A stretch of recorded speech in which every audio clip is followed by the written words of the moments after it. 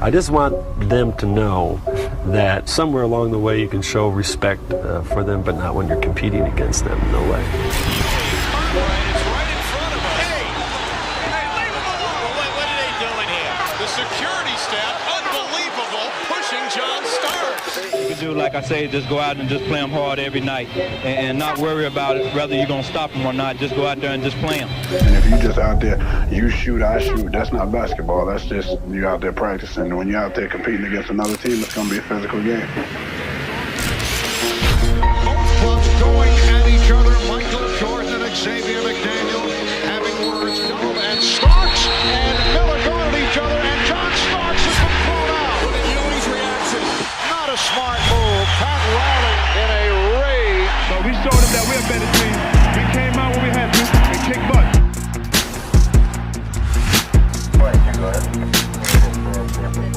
You know, it was unfortunate that those people got ejected, but that's part of the game. Cooler head trying to prevail. Nobody has thrown a punch yet. Part of the game. Part of the game. Flagrant foul. Pippen is down. Part of the game. Part of the game. The Knicks were looking for their 10th straight win, but they had a fight on their hands against the Suns. Here comes Rivers after Johnson. We have a free fall. Johnson blindsided Rivers. And this could become ugly. It is ugly. Part of the game. My concern is how can a guy in street clothes come on the court and take a cheap punch? Coaches, assistants, everyone gets in it. This should be the worst fine ever implemented by the NBA. Everyone giving Harper some status. Oh, look out. Oh, he went down hard. Where's the love between the Bulls and Knicks? There's never going to be, Stewart. My message to them was that we cannot and should not and will not waver at all. There'll be no doubt, no wrath, no anger, no nothing. I mean, it's the way it's supposed to be. It's the way it's supposed to be. Part of the game. All right. JoJo Harper just delivered a blow. He's hit JoJo twice and 3 times.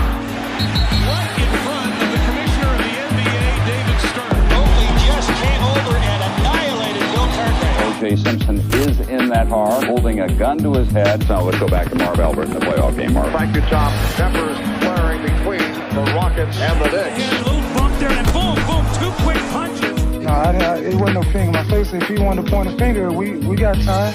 I'm not going anywhere for a little bit. Getting a little tick and tack. Charles Oakley and Zoe get out at Oakley, the gate.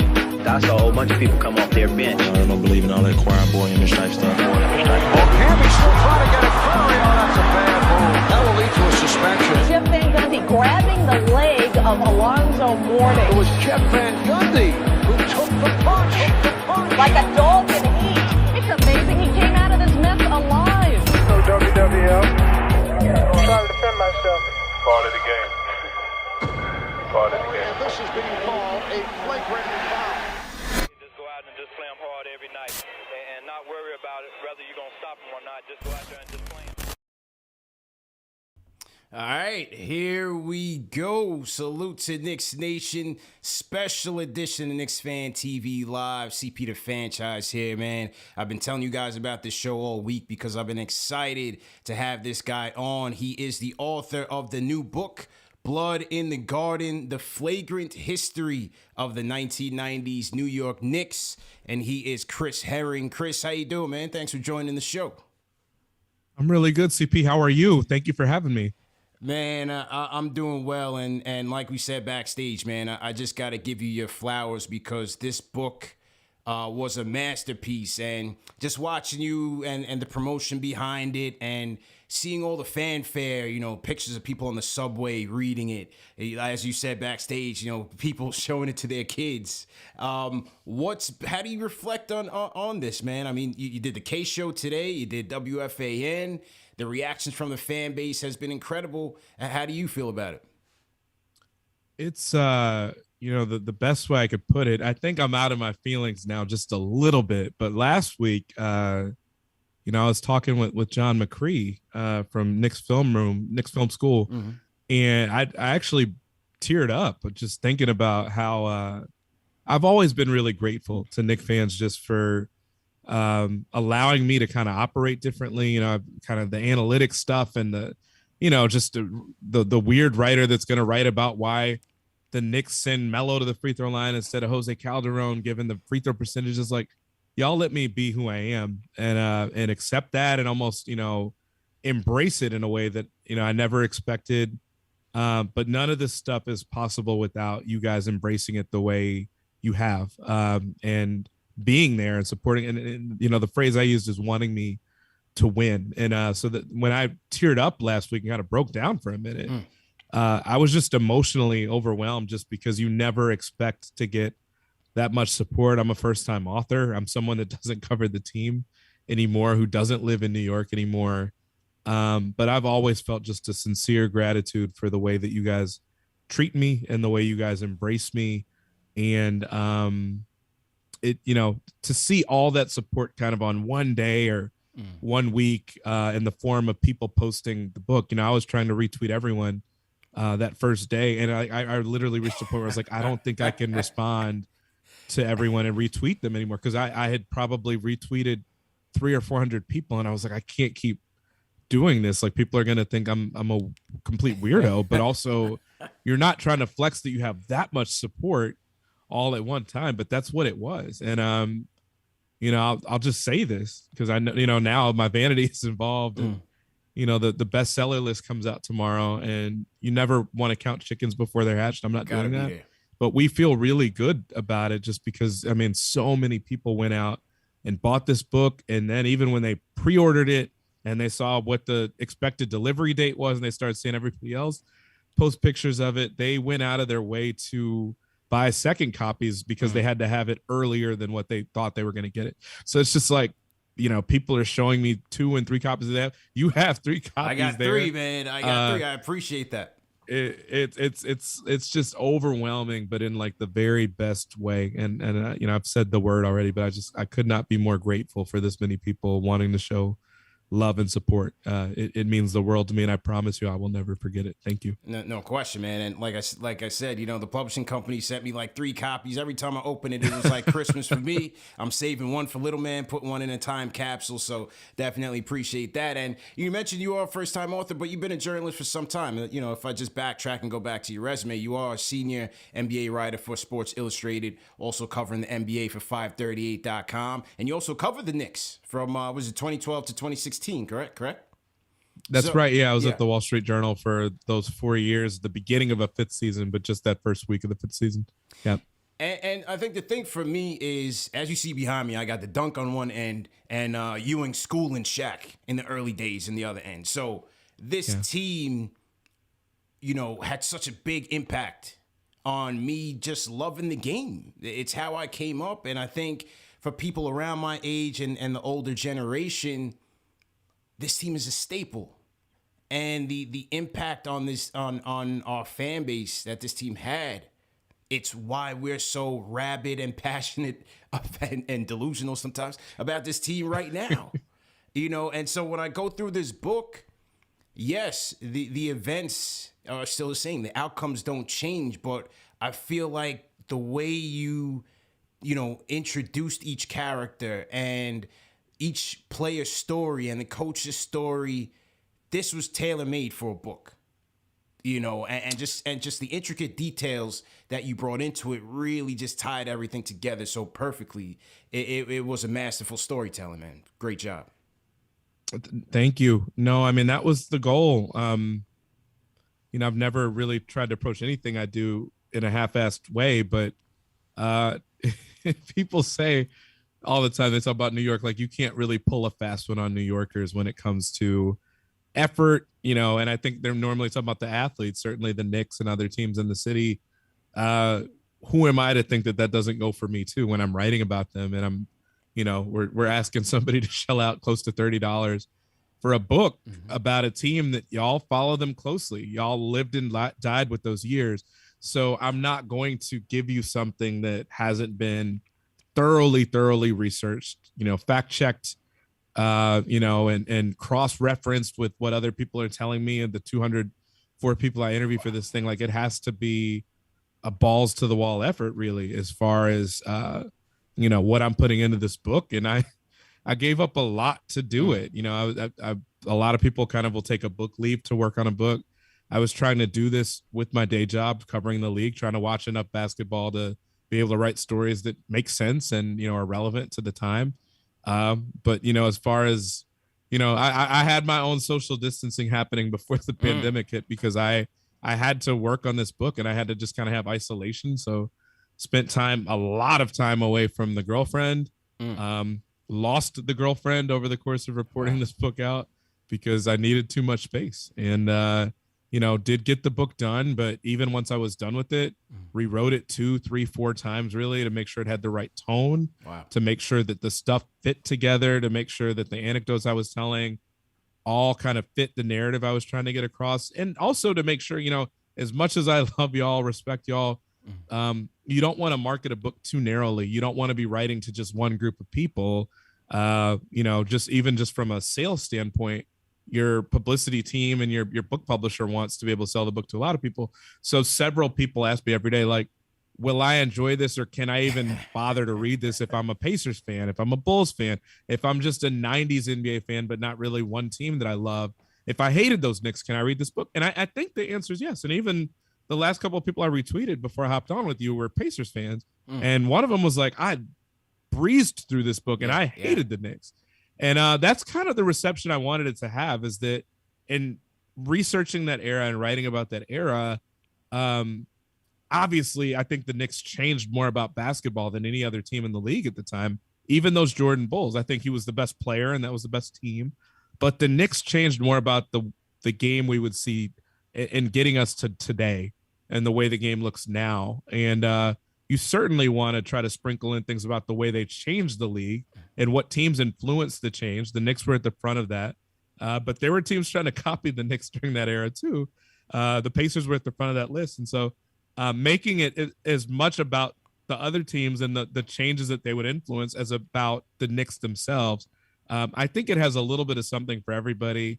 And that was the aim and the effort that I went into it with, and why it took so long for me to finish it, because I didn't want it to just be like a one-trick pony as far as being relevant to y'all, but to nobody else. No, I certainly think this could appeal to all fans, not just Knicks fans, but basketball fans, basketball historians as well. So the hard work is paying off, and like I said, man, you definitely deserve all the flowers for it.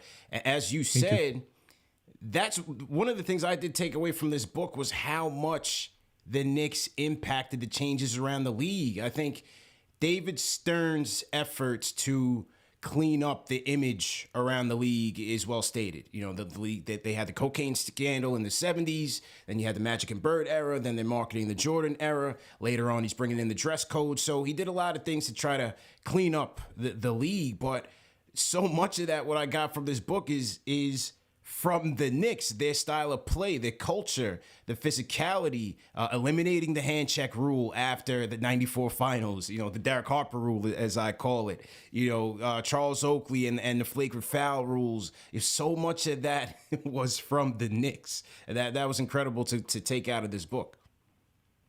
Yeah, I mean, Doc Rivers, who I think a lot of younger people, I think, don't realize that he played for the Knicks. And quite frankly, I knew he was with the Knicks before I worked on the book, but didn't realize how, that he was essentially a starter for them. He was a big part of that team before they brought in Derek Harper. And he's gone as far as to call those teams and those rules that came into play anti-Knick rules, which it's funny because it kind of sounds like sour grapes, but then you look at what they changed and what I outlined in the book about what they changed. And like you said, so the year that they changed the flagrant foul rules, it was the off season after Charles Oakley had more than twice as many flagrants as any player, and had as many more flagrants actually than 15 teams by himself. So that's something that I don't know if people realize, like, how wild that is, that this man had more flagrants than half the teams, and more than half the teams in the league, because the league had 26 teams in 1993. So that's a wild stat. Yeah. And, for people that know my work a little bit, or, remember my work from the Wall Street Journal days, there were not that many numbers in this book. This was completely counter to the way I normally write. But that number, I felt like, deserved a spot in the book, where it's like this man by himself had more flagrants than 15 teams. So they immediately changed those rules. Flagrant ones and flagrant twos are now a thing, and you're going to get suspended if you've got too many of those flagrants. So that was changing. like you said, the hand check rule changed, and when the league started to make videos to show what would no longer be allowed, and the what do they call them, the points of emphasis that they're going to really try to drive home. They made a whole, VHS for the Knicks and for every other team that they were going to go around to, and they got Derek Harper for the first 2 minutes of the video. It's like, the points of emphasis tape by Derek Harper, basically. Yeah. Like, because he's the main guy hand checking the crap out of people, and everybody's told me that he could basically guide you with his hand and basically move you anywhere on the floor he wanted to, because he was just so strong. He was a strong dude. And so don't ever let anybody tell you that the Knicks didn't have skill. I don't think they were wildly offensively skilled, but defensively, like, they were physical and not necessarily just in ways that were like, we're going to rough you up. Like, Derek Harper was just strong and could guide you kind of where he wanted to as a defender. So that rule changed. Obviously, the fighting rules changed as it related to the Knicks. They were a big driver of that between the 93 fight with the Suns that, a lot of you all have seen at this point with Greg Anthony, sucker punching Kevin Johnson in street clothes. And then, you go to 94 and Derek Harper basically suplexes JoJo English. Those two fights, changed a couple of rules. One, that you were no longer allowed to swing on somebody. It used to be that you could swing at somebody, and if you missed, you weren't going to get suspended.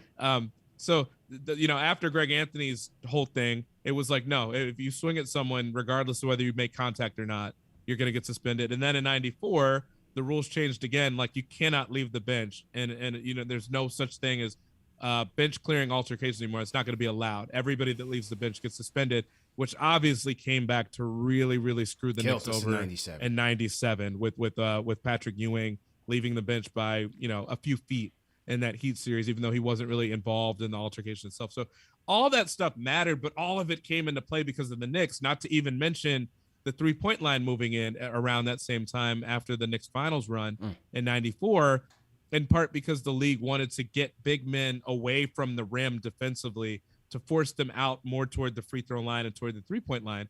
And by moving the 3-point line in and making it easier for teams to shoot from there, guys obviously have to come out and defend them a little bit further just to space the game a little bit. So that was also a rule that was kind of aimed at teams like the Knicks that just wanted to rough you up in the paint. But all that stuff, Doc Rivers called them anti-Knick rules, and the league doesn't even really deny that was stuff that was put in place because of the Knicks. They say it wasn't because of them specifically, but at the same time, they basically say, well, we get how the Knicks could interpret that those were rules aimed against them, because the Knicks were the team doing the most of it and, doing the majority of it. And we saw teams copying what the Knicks were doing. So yes, it was aimed at the league as a whole and it stopped teams from doing what the Knicks were doing, but it wasn't necessarily aimed at the Knicks specifically. It's like, okay, it's semantics, but they were essentially anti-Knick rules. And the league doesn't even really run away from the characterization all that much. Highway robbery. And we're talking to Chris Herring. Salute to everybody in the chat. Once again, hit that thumbs up button for you boys. We're talking to Chris Herring, the author of Blood in the Garden, the flagrant history of the 1990s New York Knicks, an absolute classic. We are posting the link to the book in the chat. There's also a link in the video description if you want to purchase it. But tonight, we always take care of the people on this show. We're going to give away an autographed copy of this book, so you're going to want to stick around to the end of this interview for your chance to win one. This book, Chris, almost doesn't happen because in 1991, then Knicks president Dave Checketts finds himself at a crossroads where he's looking to lure his prize coach in Pat Riley, and he's risking losing his franchise player, Patrick Ewing. Talk a little bit about that conflict there early in the Checketts regime. Yeah, I think it was May 31st, 91, that he's got kind of this dilemma of he's trying to close out his contract negotiations with Riley. And Riley, CP, from having read the book, Riley laid out a long list of demands, and I mean long, to take this job. I mean, keep in mind, this is the Riley that's won 4 championships in his previous job, so he can pretty much demand what he wants, but he's demanding like a house that the team will pay for. The Knicks are owned by Paramount during those years, so he wants a movie deal. He wants a book deal. He wants the Knicks, coaches' shirts for practices and stuff to be Ralph Lauren, polo shirts, not just normal polo shirts, but like polo brand shirts. He also wants the Knicks to cover his dry cleaning. And, you know, like this man wanted everything. But I think the biggest hurdle he put in front of them was the idea that he basically said, oh, and by the way, I'm not coming to coach you guys unless Patrick's on the roster. But this was at a time where Patrick had been through, I think, 6 coaches and 4 GMs in the 6 years that he'd been with the Knicks. So he really is ready to move on because he's not convinced that the Knicks can build a winner. And he's actually trying to force his way out of New York through a clause in his contract that if he's not one of the 4 highest paid players in the league, he can immediately become a free agent and use that to renegotiate. Or in this case, he just wanted to leave. So his agent, David Falk, also Michael Jordan's agent, was kind of looking for a way to kind of enforce that rule. The truth was Patrick was essentially the 4th highest paid guy, but they were looking for ways to interpret the rule and say like, well, Larry Bird is making this much money in total compensation, not just his salary, but if you interpret it a certain way, you can make him the 4th guy instead of Patrick, and then that makes Patrick a free agent and allows him to go somewhere else. So the Knicks fought that in arbitration, and they did win the case. But even once Riley agreed, he basically budged. He's like, okay, you got me. I'll come coach you guys for that kind of money and all those demands, even if Patrick's not there. And so Dave Checketts takes that part of it and takes it to Patrick, hoping that will convince Patrick to stay. And Patrick's like, no, I still want out. Wow. So, you know, eventually Pat and Patrick sat down. And, you know, Pat basically said, look, I understand you wanting out, but I really want you to think long and hard about the idea that I think we can win a championship here. You just got to put your mind to it. We got to build this around you, obviously. But, you know, like I get that it's been really unstable before, but now I'm here. So trust me. And that was more or less what Patrick Ewing did. And it almost paid off. Obviously, 94, 93 was even a close year. It almost paid off. But I do think that Pat and Patrick were kind of a match made in heaven, at least, you know, between the two of them. I think Pat certainly had his flaws and I think his undoings that kind of unraveled everything. And, you know, the Knicks are probably guilty of some stuff as well. But, you know, I think Patrick just had a field day and playing in his system. I think his knees probably did not thank him for it. Pat was someone that didn't really know how to let off the pedal at all. And I think that probably was detrimental to Patrick in some ways. But I do think Patrick liked playing for him a lot. And, you know, obviously there's no question about where the ball was going on a team that Pat Riley was coaching when Patrick was in the mix. And, you know, the thing about Riley was he's quite the eccentric character, but his imprint on this team and laying the foundation for this team, it was like the two entities were tailor-made for each other. You know, in the book, you talk about the early days of them measuring player efficiency ratio and plus minus and really digging into the numbers in terms of how this team performs. The conditioning, which is part of his culture now that he preaches with the Miami Heat. If you don't come into training camp, you know, with a certain amount of body fat, you're out of there. You know, the mental mind games that he would play with these guys, the motivational videos that he would get to rile them up. But the thing that really intrigued me with Riley was the ability for him to transform from Showtime Lakers, you know, that offensive philosophy, and coming to this Knicks team that had 1 star and a bunch of lunch pail, you know, blue collar guys, but was really focused on their defense and their physicality. You know, his ability to really transform and kind of be a chameleon in some respects. I thought that was really interesting in terms of, you know, what Pat Riley brought to this team. Yeah, I mean, it's interesting because I think he always had some of that. I just think it was really overshadowed. I mean, I'll give you an example. My my book editor and my literary agent both literally were like, because initially I think we had the tentative title is Blood on the Hardwood. And they were both kind of like, it's close, but it's not quite there. And, you know, my book editor was like, what do you think of No Layups Allowed? And I was like, And they were like, why don't you like that one? And I told them, you know, I've obviously done the research for this thing. And when I looked around, I was like, Riley first used that phrase with the Lakers. He wanted those guys to be kind of physical and intimidating as well. But there was no way that was going to get top billing over Showtime. Like, we saw that team as like an offense-minded, up-tempo, fast break, flashy passing, no-look passing, Magic Johnson-led team. So the defense was never going to get the lion's share of the credit. even though, he told those guys to be physical and intimidating too. It just wasn't the same thing. And it wasn't really the group of guys. Like Kareem was not going to be this intimidating, imposing figure. He was, but he was going to be viewed that way offensively more than defensively. Whereas the Knicks were just going to be this team that knocked you down and didn't apologize for it. So he certainly built them that way. And quite frankly, Riley's orientation toward defense was kind of more of that ilk anyway. Even the way he came up, he was a wildly athletic guy at the high school and the college level. He jumped center as a 6'4" guy, at Kentucky. He was a guy that got drafted into the NFL as a wide receiver, despite the fact that, he never played in NFL, but he was that athletic to where they could see him kind of making the conversion. And he'd played at the high school level and was like an all-state quarterback. So he was a very athletic guy. But by the time he gets to NBA, he doesn't really stand out athleticism-wise. He's not tall. He's not particularly fast. So he's kind of this awkward tweener by the time he gets to NBA. And, his coach basically tells him in his first workout as a pro, you're not anything like what I saw, when I scouted you. Like, you look horrible, more or less. And essentially what Riley had to do, because he wasn't standing out in height and size, quickness or anything, athleticism, he's just got to scrap to keep, a spot in the league. And, when he went to the Lakers eventually, his one task, they literally told him this is like, we just need you to beat the shit out of Jerry West basically every practice. And if you can do that and kind of keep him in shape and challenge him, we'll keep you around. And that was essentially how he earned his keep in the NBA with a title level team, a title contending team.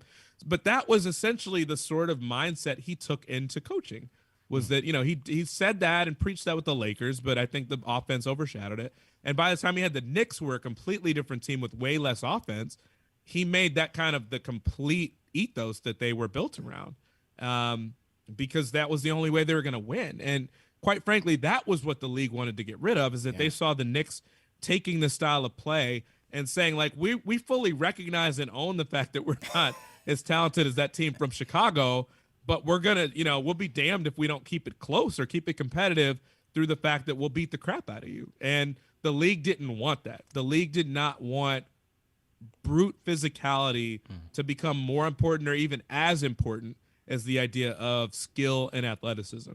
They didn't want one to overshadow the other. They didn't want the physicality to overshadow the other things. So that was essentially why the league started to change the rules. Maybe, again, they can say all they want. It wasn't about the Knicks specifically. Maybe it wasn't, but it was the Knicks style of play that they saw starting to influence other teams, and the fact that it was rooted in, quite frankly, intimidation, which is what the Pistons had done. And Riley even said to the guys, the Pistons strategy from the bad boys, it still works. It's just that they're starting to get too old to utilize it and make it work. We can make it work. We're younger. We've got more big bodies, and we're a team that's defense oriented anyway. So it'll work for us. And it did. It almost got them a title, if not two.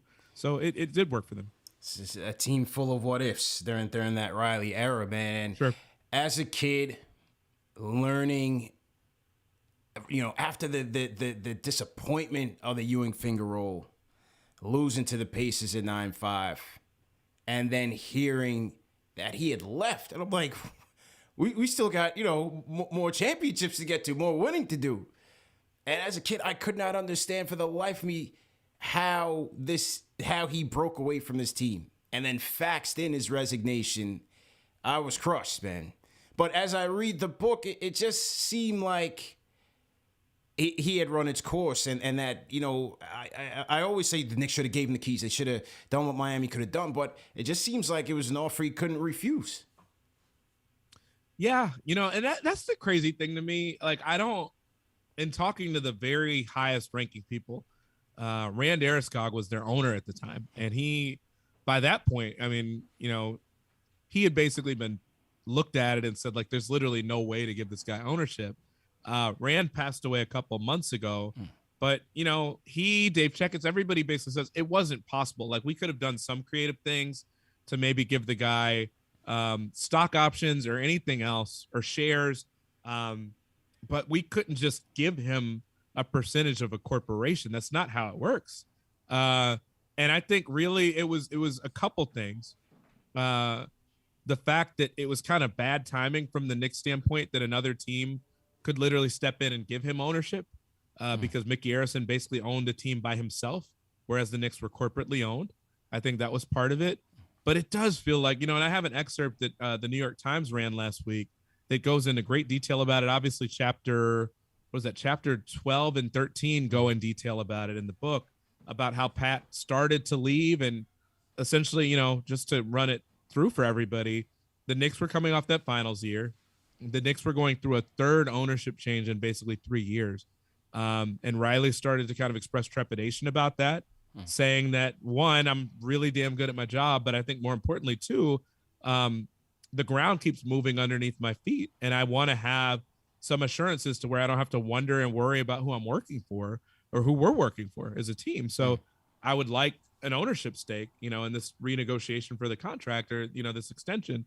The Knicks were never really open to it, again, because it wasn't really realistic that they could just hand over 10 or 20% of the team, because you've got, thousands, if not millions of shareholders that are all going to have something to say about giving away 10% of their investment or 20% of their investment. So it was never realistic from that standpoint. And, but I think what they get frustrated about are two things.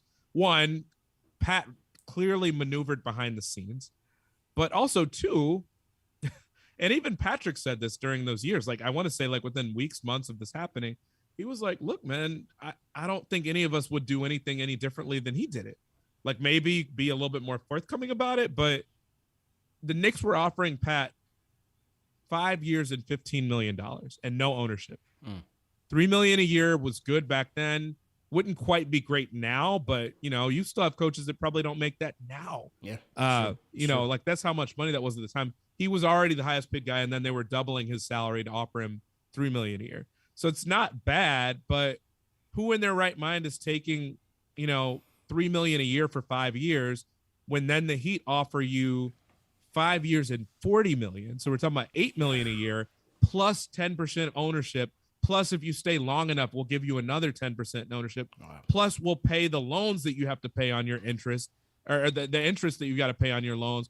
Plus, we'll pay for your homes. Plus, we'll give you a per diem and credit cards. Plus, we'll give you a limo to and from each game.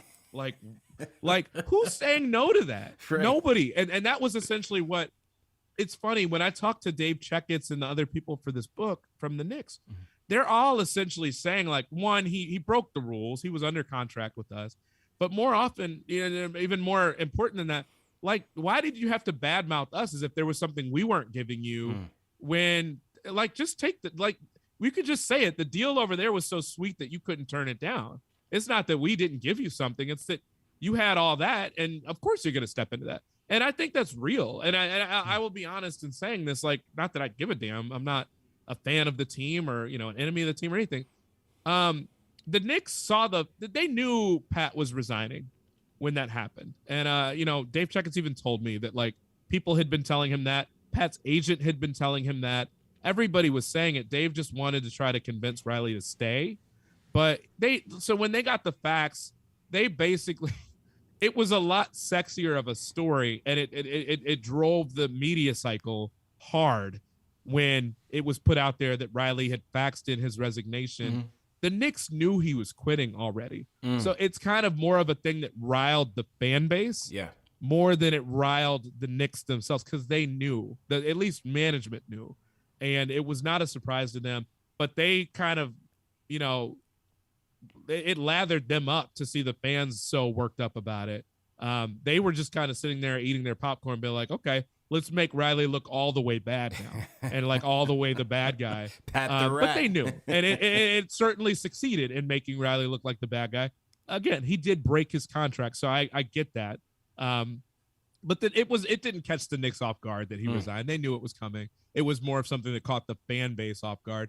And if you go back and read those stories and everything from 95, it was very abundantly clear that that contract extension had been sitting on Riley's desk for months and just never got signed. And so it was kind of clear. You go back and watch that game in 95, the Ewing finger roll game. Watch Pat Riley walk off the floor. And CP, I know you read the book, so you already know the reference I'm making. But they show Riley walking off the floor while Marv is talking about all the question marks swirling over Riley's head about whether he'll be back, whether this is his last game at the Garden. And you watch Riley turn around as he's walking through the tunnel, and he takes like one long look at the Garden floor before he walks out. Like he knew, and obviously in the book, the detail is there. Less than an hour after that game ended, he called up his boy from the team bus, going back to the hotel where the team stayed on game days. On the team bus, told his boy, hook up the Miami situation because I'm finished in New York. I'm done. Wow. So, I mean, he certainly has to carry some of that with him, like regardless of what the Knicks could or couldn't have done. Riley was up to something before that series even ended. It's very clear. But you know, it was an interesting dynamic, kind of what was going on, because I don't think anybody turns that down, quite frankly. To this day, 20 some odd years later, I've always hated the Miami Heat for this. I don't care who they have on the team. I couldn't even enjoy, D Wade's taking them to the championship, beating them at. Oh, wow. He went down to Miami, built a carbon copy of the Knicks first, and then has, look at all the success he's had. I could never root for the Miami Heat after that day the fax was sent in. And to this day, I still have, some sort of complex against that team, man. It's tough. It was tough to lose him.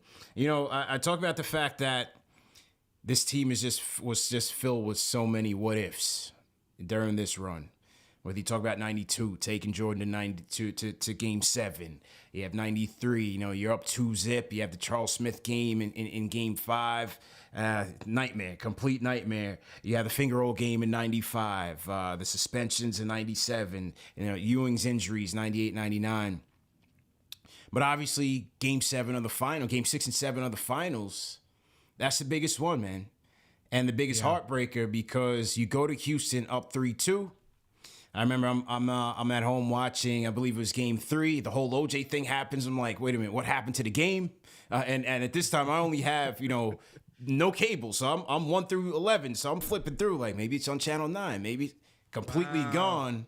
Wow. But, the memories from Houston that are painted in this book, man, as I said in the beginning, it just takes you back to that moment. And it's tough. It's tough to get through it, man. Yeah. It's funny because I've had some people, even some really big fans of my work that have followed me for years. They're like, look, man, I'm going to buy this to support you. I can't read it. And everybody says that it's basically tied to 2 memories. It's 93 in game 5. And it's 94 in game 7. And to some extent, game 6, like you said, because that, to me, I'm a little bit thrown off. And maybe this is just me reading too much into it. I'm not a fan is the other thing to consider. So like maybe my read on it is different, or my emotions about it are less involved than maybe a fan's would be. But like people talk so much about 93 and Charles Smith, and I get it. Like that, I think that sequence is just hard because that was probably the best opportunity to take out Michael. So I get it that stings in a different sort of way. And I get 97 because of, the fact that is you're playing Riley for the first time in the playoffs as the opposing coach. And, elements of that felt unfair, and Ewing barely left the bench. I get it. So people reference those years, even people from the Knicks fan. Gundy references 93 is the best team they had. Yeah. A lot of other people will cite 97. Grunfeld in particular thought that was their year because they had played really well in that series. They matched up really well against the Bulls for the first time. They had some offense to go with all that defense they had finally with Allen Houston and Larry Johnson. They had played the Bulls evenly and won 2 games out of the 4 that regular season. The 2 losses were by 3 points combined. So a lot of people bring up 93 and 97. And for me, I'm like, I can't focus on anything but 94. Yeah. Because 93, man, like you still would have had to beat Michael one more time. And granted, they could have done it. That would have made 3 wins in that series. You obviously could have beaten him one more time. Right. But like, it's still Michael, and you still have to stick the sword all the way in the guy, which nobody ever managed to do during that title era, except the Magic after the comeback from the retirement. We're not counting that. But except for that, nobody did it. And so like, I'm not convinced they absolutely do that. Maybe they do. But even if they do, you've still got to beat a Suns team in the West that won more games than you did in the regular season. That's still a really, really good team that the Bulls did not have a cakewalk over to beat them in the final. So that's hard for me to kind of get around. And then 97, even if you win that Heat series, you've then got to beat the Bulls, and then you've got to go beat whoever comes out of the West then too. So 94 is the one that I focus on so much because they were potentially one shot away in game 6. If Starks can get that shot off, and I thought it was important to go through the sequencing of it in game 6 for 94. Starks had made 6 shots in a row. He had 16 points in the fourth quarter of game 6. That was his 3rd game in a row where he had double-digit scoring in the fourth quarter. He was really their only guy. I mean, Derek Harper played really well in that series too, but Patrick was struggling. Like, Patrick could not score on Hakeem. Yeah. Starks basically said, get on my shoulders, I'll do it. And, like, he's not the most reliable scorer necessarily, but he was. In games 2 to 6, he shot 50% and shot 45% from 3, averaged 21 a game, 7 assists. Like, he had everything going basically. And he had 6 shots in a row that he made. He looked like he had some daylight to get that shot off at the end of game 6. It would have been a buzzer beater. It would have been on Houston's home floor. It would have been crushing to the Rockets. You would have had a parade in New York. And he's still to this day convinced that shot's going down. If I just get it up there high enough and Hakeem doesn't get there, it's going down. There's no way it's not going down. So to me, that's the moment I focus on, because that's literally one play that wins them a championship. And then when he doesn't get that, as I go through in the book, he essentially develops insomnia for the rest of the trip. He can't sleep. He's traumatized by the play. And they're there for Sunday night, Monday night, Tuesday night in Houston. So Herb Williams is talking about how they can't even really watch TV because every channel that they've got in their hotel is talking about the win. Torture, man. Either that or the OJ case, which had happened a couple of days before, and the OJ chase and everything that happened in game 5. So there's nothing for them to even do. They're just restless while the Rockets guys get to sleep in their own beds. So there's that element of it. And John comes into game 7, hasn't slept, at least not comfortably. And he's playing like it, like not just the shooting, which is off because he starts 1 for 13, but he's like he's losing his defensive assignment. Vernon Maxwell keeps getting open because John can't stay with them. John is getting in foul trouble. There's all this stuff, and he's just kind of a mess, not to mention the shot being just way off, like hitting the backboard solidly before the ball bounces off the rim on long jumpers. Like, he's just off. And, it presents this dilemma because Pat, at this point, has developed more trust in John than anybody else in the series. Even before game 7, he even told his buddy, he was like, well, I know 3 people are going to show up tonight. He's talking to his friend, me, and John. And John just wasn't there. Like, mentally, he wasn't there. How could he be? He hadn't slept. Man. And he just plays the worst game of his life. And again, this from having read it. I get into one theory, which I felt like was important to include in the book, that Pat had also had a pretty big argument with Rolando Blackman about 2.5 weeks before. This had not really been out there before the book, but multiple people from the Knicks told me this. Doc Rivers, Derek Harper, Charles Oakley has a book coming out in a couple weeks. He mentions in his book as well. And then Rolando himself all told me that they remembered, Rolando having essentially an argument in front of the whole team about the fact that Rolando asked if the players could have their wives join them in Houston for the series. This is right after they win game 7 in Indiana, or against Indiana. It's a crowning achievement for these guys because none of them has won a championship before. Riley is the only one with the roster that has a championship to his name. He's got the 4, and he's got 1 as a player, but none of the other guys on the roster do. Dave Checketts hasn't won with Utah. So he asked, can we bring our wives? Because, we want to celebrate this with them. They'd like to be there. Riley just says a flat no. And Rolando's kind of taken aback by that because he's a veteran. He's the leading scorer of all time, in the Mavs franchise, 4-time All-Star. And he says, Pat, I just got to press you on this. Like, I don't understand why we shouldn't be able to bring our wives.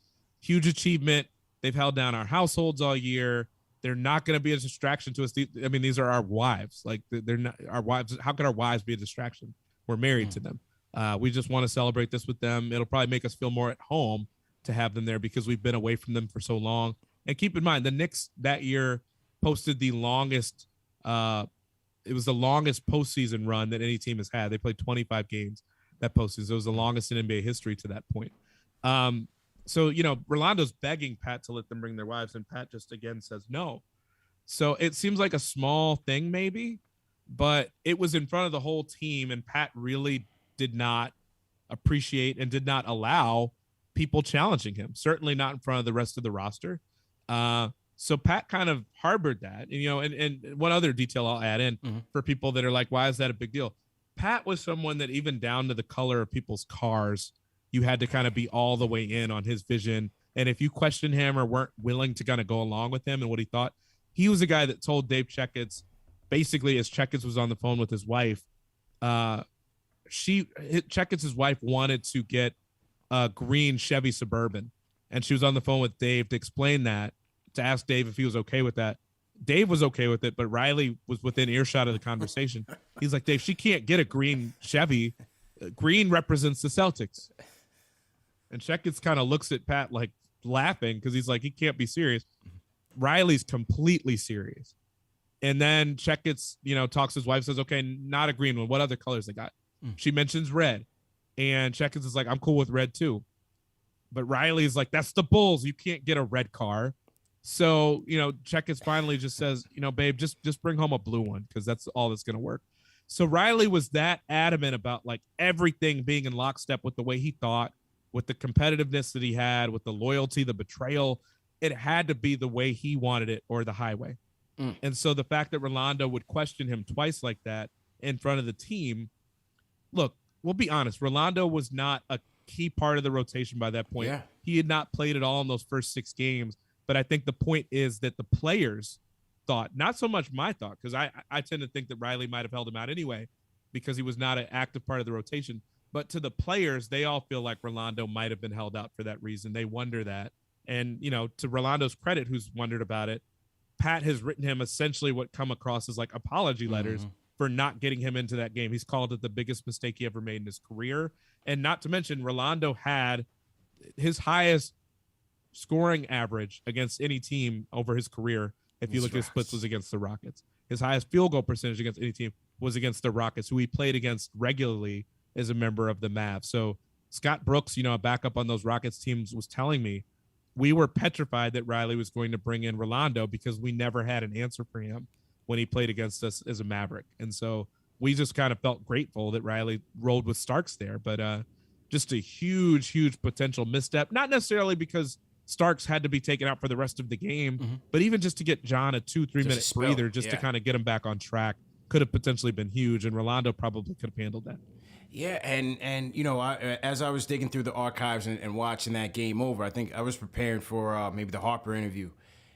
Starks looked like he had seen a ghost, man. He was completely lifeless in that Game 7 as each shot was bricking, or he's getting a shot blocked by Ori, Elijah, and so on and so forth.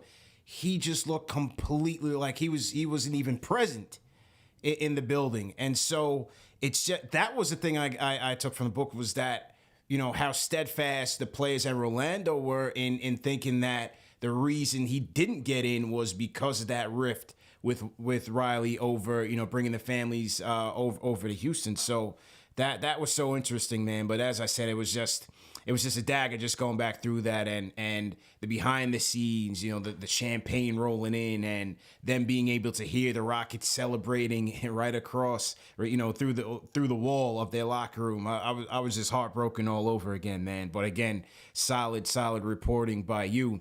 Salute to everybody in the chat. Once again, hit that thumbs up button for you boys. We are talking to Chris Herring, the author of Blood in the Garden, the Flagrant History of the 1990s New York Knicks. Remember, at the end of tonight's interview and show, we're going to be giving away an autographed copy of this book. This is an all-time classic, so please believe it and go out and get it. You know what, man. CP? Yeah. Well, let me stop you for just a minute because if there are enough people that want it, I'll give away 5 copies of the book too. I'll connect with people offline. 5 copies. I'm happy Let's to do go. that. Let's do it. Absolutely. I'm happy to do that. Let's do it. I want to shout out New York in the chat. Says, love taking a stroll past memory lane. # Blood in the Garden. Salute to Chris Herring. So salute to New York. Definitely appreciate that. Junior Karoma says, man, I hated MJ during those days, and I still don't like that guy. Just goes to show you how those 90s Knicks teams meant in my life. Shout out to Junior.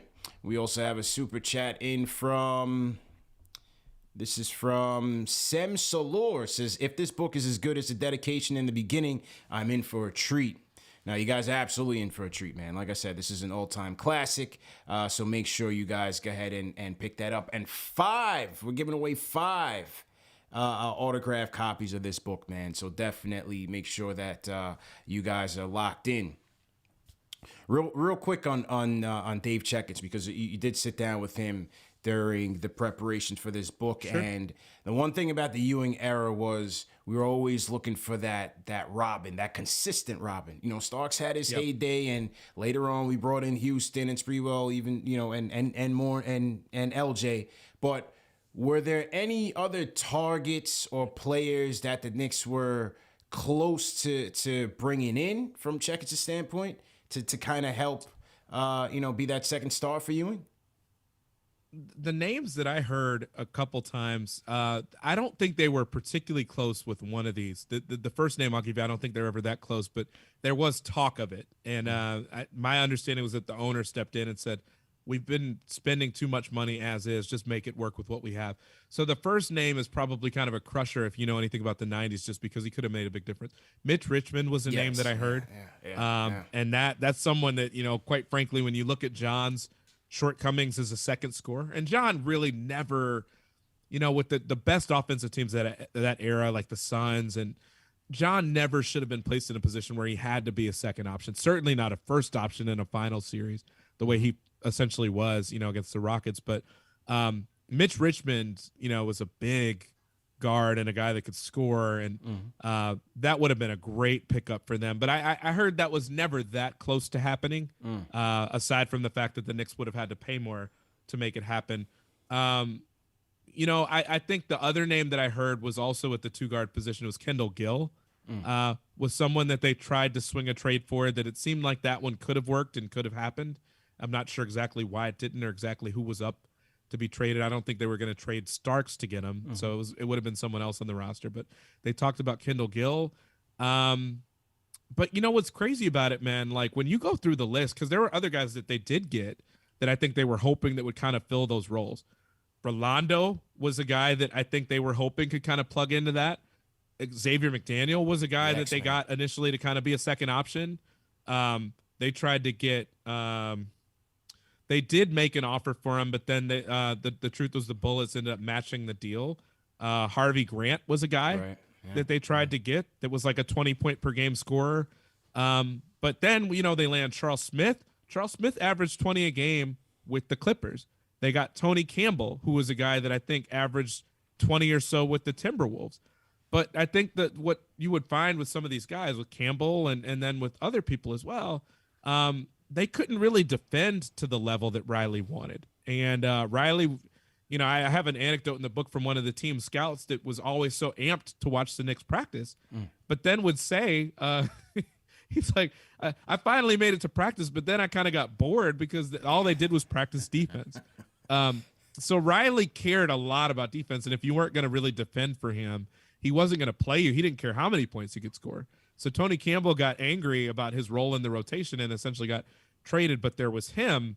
You know, I don't know that he was ever a second option or a second star, but, you know, it was later in the decade that I think they finally got guys that you could kind of give that role to. Between Allen Houston, Larry Johnson was an effort to kind of do the same thing. And obviously Latrell was a guy that, you know, if you had those guys earlier in the era, I think you better equip yourself for a series like what you had in 94, where it doesn't have to be Patrick, but you also don't have to put it all on John's shoulders. But they never really quite had that second guy. They were always a little bit banged up by that point or a little bit old by that point. You know, the other guy that they tried to trade for, which would have been a really interesting 1-2 punch. And I do get into this a little bit in the book because they tried to do it out of spite to some extent. They tried to trade for Alonzo Mourning. Wow. You know, and they were trying to do it partly because they knew Riley wanted to build this whole program around him. So they were trying to trade. I mean, I think they offered Oak and Smith, and I think one of the other ones would have been maybe Mason Starks. And Charlotte was really clear in saying, like, look, our second best offer was from the Knicks, but we're going to go with the one that the Heat offered instead. And I can't remember who it was, maybe Matt Geiger and a couple other people that ended up going to Miami as a result of it. But, I mean, they tried that. That would have been certainly interesting to have had Patrick and Alonzo, obviously very close friends from Georgetown and everything, together on the same team. I'm not sure if it would have been, a championship team. It would have been different. Certainly would have made for different stories from those years. But they certainly looked at number 2 options. But I do think, I never even asked the question because to me it's such an obvious thing that was part of the failure for them, is not ever landing Patrick, a second guy that was consistent enough to win it for him. No question. Could have even had a shot at drafting Latrell, back in 94. So that was tough, man. And, you mentioned the X-Man, you mentioned Charles Smith, 2 polarizing figures during this time, because I don't think there's a more beloved figure as the X-Man in such a, 1 year. He spent 1 year with the Knicks. Just 1 year. And I don't think there's a player that Knicks fans love more in such a short time than the X-Man. I thoroughly enjoyed talking to him. And then you have Charles Smith. And, I run into these guys all the time. Like, I run into LJ all the time. We'll chop it up on life. Doesn't even have to be about basketball. I run into Starks all the time. And, I'll have that kid moment where I'm like, oh man, it's my guy Starks, it's a dunk, and then we'll chop it up on life. But whenever I see Charles Smith, man, I still pity the guy, man. I don't know. I can't even strike up a conversation with him because I feel terrible. I get the flashbacks of the 93 series. Like, it is just so tough, to even approach Charles Smith. Yeah. Yeah. I'll put it this way. There were a number of people that didn't want to be interviewed that said no thank you to the request. People warned me in advance that Charles was going to be one of those guys. Yeah. But, for my part, I still have to make the effort. I did wrangle a phone number out of somebody to be able to call Charles. I called him and I got him, and I could hear, I guess I probably knew this, but it didn't really sink in for me until I called him. I could hear the subway doors closing behind him when I called him. And I'm like, oh, wow, this guy still lives in New York. Or he still at least is in the area, which I'm like, what a difficult place that has to be to live if you're him. Specifically just because, for every person that tells John, and John has said this before, that he can't walk down the street without people telling him what the dunk means to them. Yeah. I get the impression that Charles lives that same reality, but in reverse. About, he still gets heckled for Game 5. Thank God for fans like you that essentially realize that that's a painful moment, not only for you, but if it's a painful moment for you, imagine what it is for him. And so I can respect people that understand that and, let people go about their day. A lot of people in Charles's circle told me nobody lets him forget that, and that people come up to him and tell him how he kind of ruined whatever chance they had at a title with that play. And I'm like, what a horrible, terrible, let people live, let people move on.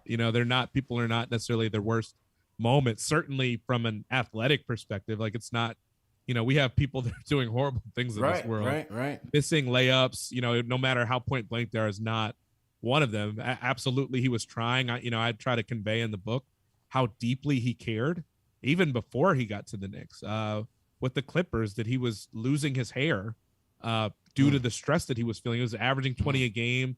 He had already notched, tied a franchise record for scoring in a game with the Clippers with 51 before he even made it to the Knicks, but that he was losing patches of hair through stress just because he was like one of the faces of a horrible losing team, and just the weight that carried on him or put on his shoulders, and he didn't like it. So this was a guy that cared very deeply. And, I write in the book that he got pulled over, after the game. It was just a horrible day that I'm sure nobody wants to relive that if they don't have to. Certainly him, and nobody has let him forget it. So something about the subway doors closing that day, he said he didn't want to talk. I said, look, man, I'm going to circle back to you to just kind of give you one more courtesy if you want to share your side of it. But I didn't expect to go into this writing a full chapter about Charles, but I wanted to after a while, just because I kind of felt like it humanized him a little bit.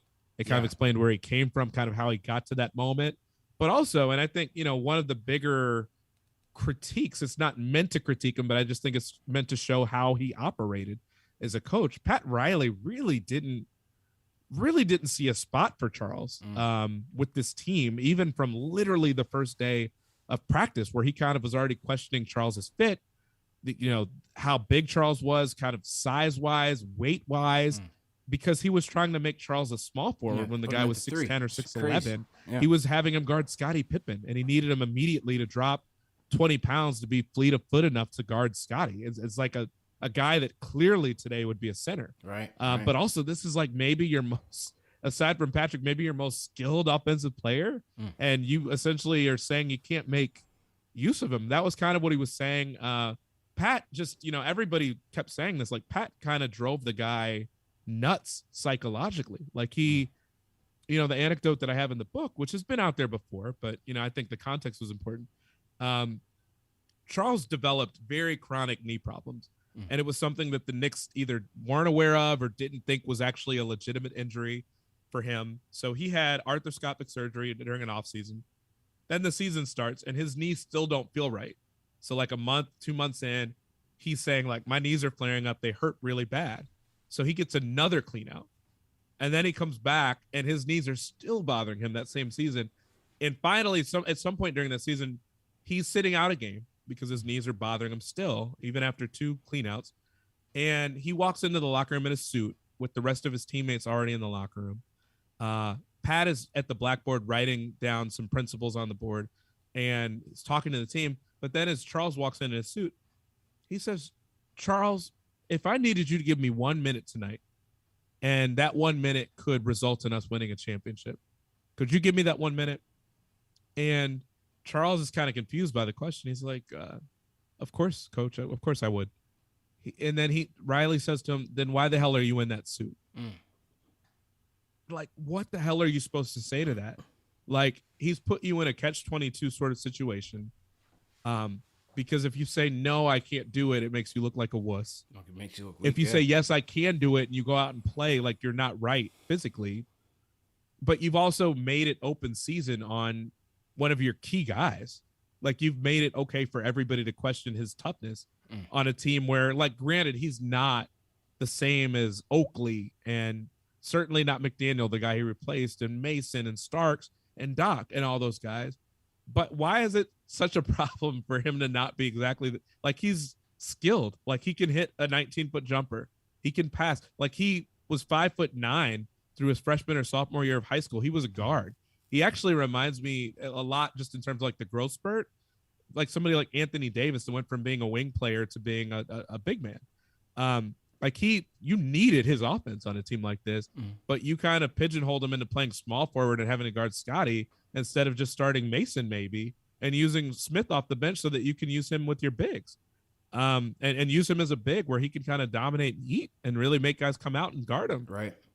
So I felt like Riley, to some extent, and Will Perdue said this. This was a guy that played with the Spurs later. Obviously, was a Bull, during those first few years. But he was teammates with Charles Smith in San Antonio. He was like, I talked to Charles enough to know that Riley just kind of psychologically damaged him, and there was nothing left. Like, physically, his knees were shot, but also just like mentally, like Riley did such a number on the guy in a way that, like, I think he ruined him kind of. And so there's a lot of stuff that Riley did and kind of said and the way he operated that I just don't think would fly.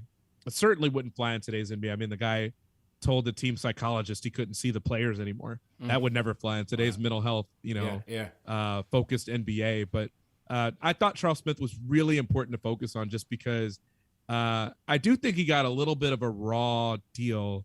It's not to say he was a great player. He wasn't.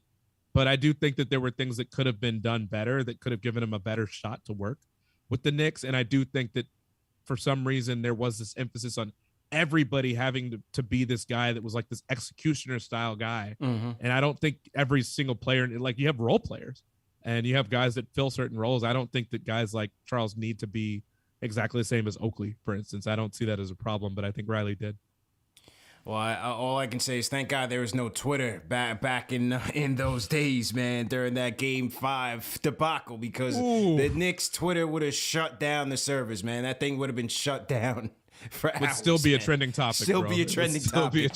So good thing. But, I really did think the chapter on him was a nice touch. And as you said, it really did humanize him, man. And you learned a lot. You definitely learned about Charles Smith, man. So that was a great job there. And as I said, each chapter introducing, the key characters was just, you just look back on it holistically and it's like, this is tailor-made for a story, and how all these guys came together and how the team took form around Riley and around Ewing. And, Ewing was my guy, first and foremost, legendary, Jamaican roots, myself included, my family from Jamaica. So, we always, hail up our athletes or whatever walk of life they come from. But Patrick Ewing representing us on the basketball stage, that was a no-brainer for me, and him being my favorite player. But next up was Mason, man.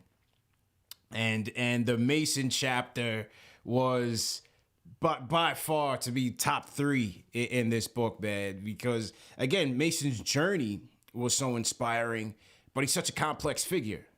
Yes, he had the off the court issues, but again, you had the journey, who he was as a player, his style of play. I just love Mace, man. What were some of your key takeaways from your research on him? Yeah, I said this multiple times, and I meant it with every, fiber in my soul. I felt like I had to get that chapter right. He was an extremely complicated dude who got, in some cases, like accused of some pretty serious stuff. And some stuff that really is not flattering, statutory rape he was accused of and charged with. The idea that he was in bar fights, that he was, he's hitting women, all sorts of stuff that is like today, you essentially kind of imprison someone for that sort of stuff today and throw away the key. And we talk about cancel culture, yes, you wait, innocent until proven guilty, but like just the sheer thought of someone even being involved with that stuff is pretty bad, as far as the way we view it, as far as the way it would be viewed now and back then, quite frankly. So, I know there's more to him than just what he's been accused of. I know there's more to him than just the stuff about Biggie. I know there's more to him than just, the physique and kind of the faces and the haircuts. So I just wanted to get to the bottom of who the guy was. And I felt like one of the most important things for me was to talk to a ton of people in his circle, not just the Knick teammates, because so much of that is like, those guys can speak to what was happening on the floor, but so much of Mason's story was off the floor. Or if it was on the floor, like it was on the floor before he became a Knick, because the guy played halfway around the world, Venezuela, Turkey, the USBL, he was a New York guy before that, just playing high school ball for the last couple of years of high school in New York. And so all that stuff had to be a part of this. And I kind of wanted to de-emphasize the Knicks stuff, because I kind of feel like more of us, most of us have kind of heard how he came about and how he was such a revelation when the Knicks actually found him. So like what led up to that and what made him wired the way he was wired. And so I spent time, digging deep to try to talk to the women he was involved with, the high school teammates, the college teammates, the people he runs with, the people he ran with, his barber, sat down for breakfast with his barber for 2-3 hours and just talked about a lot of the stuff. You name it, I tried to talk to them, like, obviously the people in the organization, but some of the best people, some of the best resources for the Mason stuff were people that were in training camp with Mason, because Mason really didn't hang with most of the guys on the team. But because of that, like everybody that's in training camp, like with anything, when you start a new job, you start something new, you want to be in with the people that are a part of the program already. You want to kind of ingratiate yourself. So Mason would kind of be that ambassador for guys that were trying out for the team, and they just wanted to hang out with someone, what better person than Mace, who's from New York anyway, could kind of show you the ropes. So Mace was, the way I've described it to people is like Mace would, if you've ever seen Training Day, where Denzel takes Ethan Hawke out for those 24 hours and like Ethan Hawke is like scared shitless because it's like, he's taking him to, bust these drug deals, and he's taking him to go, to a card game. And then these guys are threatening to shoot Ethan Hawke. Like all that wild shit was kind of like Mace would bring these training camp invites along with him for like these ride-alongs, basically, where they didn't know what they were getting into. And one of my favorite interviews for the whole book was this guy named Gary Waits, who played at Alabama. He's in training camp with the Knicks, and he agrees to go out with Mace. But then, it's like after a day of practice, they go out, early in the evening, they go out and they go and kind of just drink gin on the stairs of a place in Queens where Mace hangs with his boys. So they're just drinking gin outside, a couple hours, smoking probably, I'm sure. But then, Mace is like, all right, time for the next stop. So they go pick up this beautiful woman that Mace is seeing. And he's like, okay, cool. Maybe we'll go home now so I could go to bed and get ready for practice. It starts at 8 a.m. under Pat Riley. But no, Mace calls up his boy who owns a restaurant who's willing to open it after hours. So it's like they make Gary Waits the awkward third wheel. He, Mace, and the woman sit there and have dinner at like the seafood spot that is open, because his boy opened it till like 3:30. Then they finally go home. It's 4:00 in the morning. And, the guy is just dead tired. Gary Waits is dead tired because they got practice in a couple hours. And he tells me that he can barely walk straight. He's so tired. But then he looks up at Mace and he's like winning the drills, and winning all the sprints and everything. And he's like, what the hell? Like, how is this guy the way he is? But that sort of stuff and the stuff in college where his roommates didn't want to room with him anymore because Mace was weird and lighting matches on fire and then flicking them at his roommates 1-2 days into college starting, like that stuff. I talked to the people that had their first drinks with Mason. I have the story of how Mason lied to the woman that he would eventually get engaged to about how he worked at McDonald's and was a fry cook, because he wanted to make sure that like whoever was going to be with him was with him for him and not because he was a basketball star. So, that story and, the story of how he proposed to her right after the NBA finals, rolls up at 3 a.m. With his music blaring coming down a street in Queens and basically wakes up the whole neighborhood. And he calls his girlfriend on her cell phone and asks her to come downstairs. And he pulls out this big 6-carat gleaming ring, but does it with like the music blaring basically. And it's just like only Mace, but it fits him. And I wanted the story I was telling about him to fit him, that he's a romantic in a really weird way, but like in a kind of underhanded, I have to lie to you before I can love you sort of way. The fact that he was always cussing at his coaches to explain to you, from the chapter before, how he gets into it with Riley so often and gets suspended by Riley twice. Yeah. Well, he always had issues with his coaches. And then I think it's a chapter or two later after that I lay out the death threat that he wrote out to Don Nelson and everything else. I mean, Mason was wild, but he also was human, and he also was real, and he also was loving, and also was prayerful. And I felt like getting to all that stuff was so important because I did not want someone, my fear, both the thing that helps me with this book process and selling the book, but also my fear is the blogs and the podcast appearances and the fact that that people are going to aggregate the really crazy stuff that's in the book. That.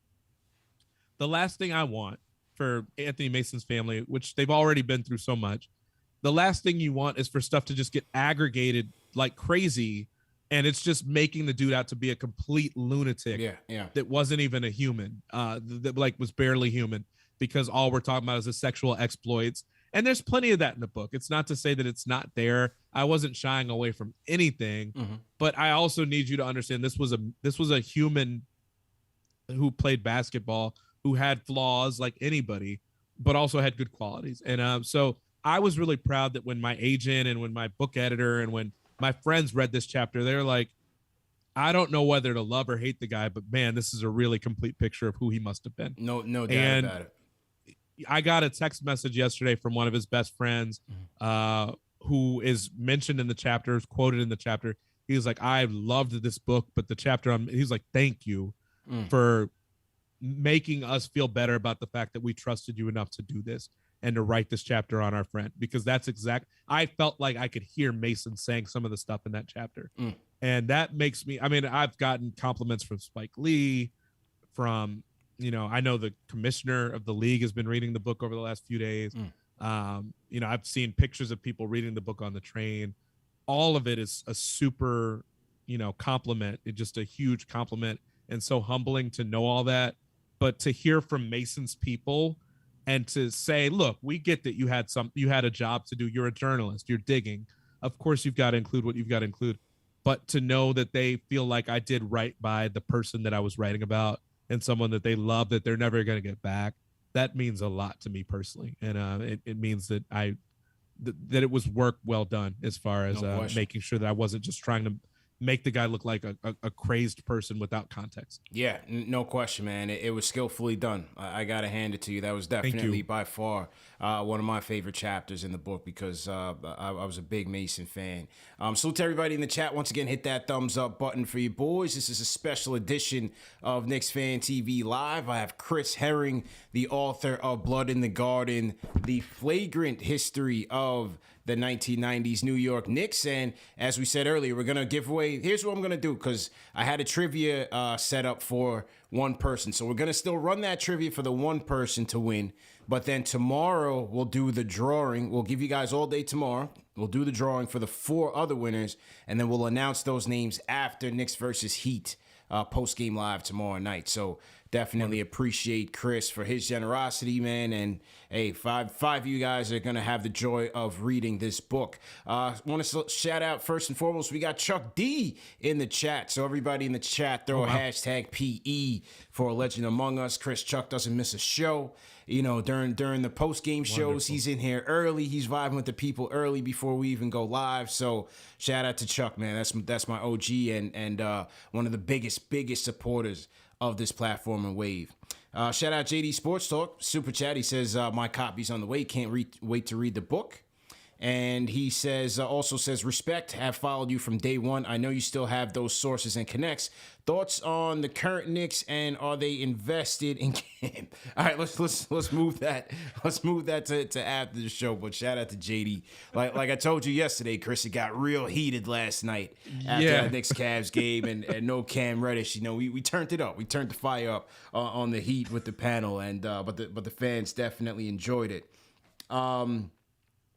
You know, back on the book, I think a non-Knicks fan, you know, the Knicks fan look at it like, man, so many what ifs and so many nightmares. But I think the non-Knicks fan could look at it and see in the beginning half of the 90s, yes, you had that imprint and framework set by Pat Riley and the success and failures there.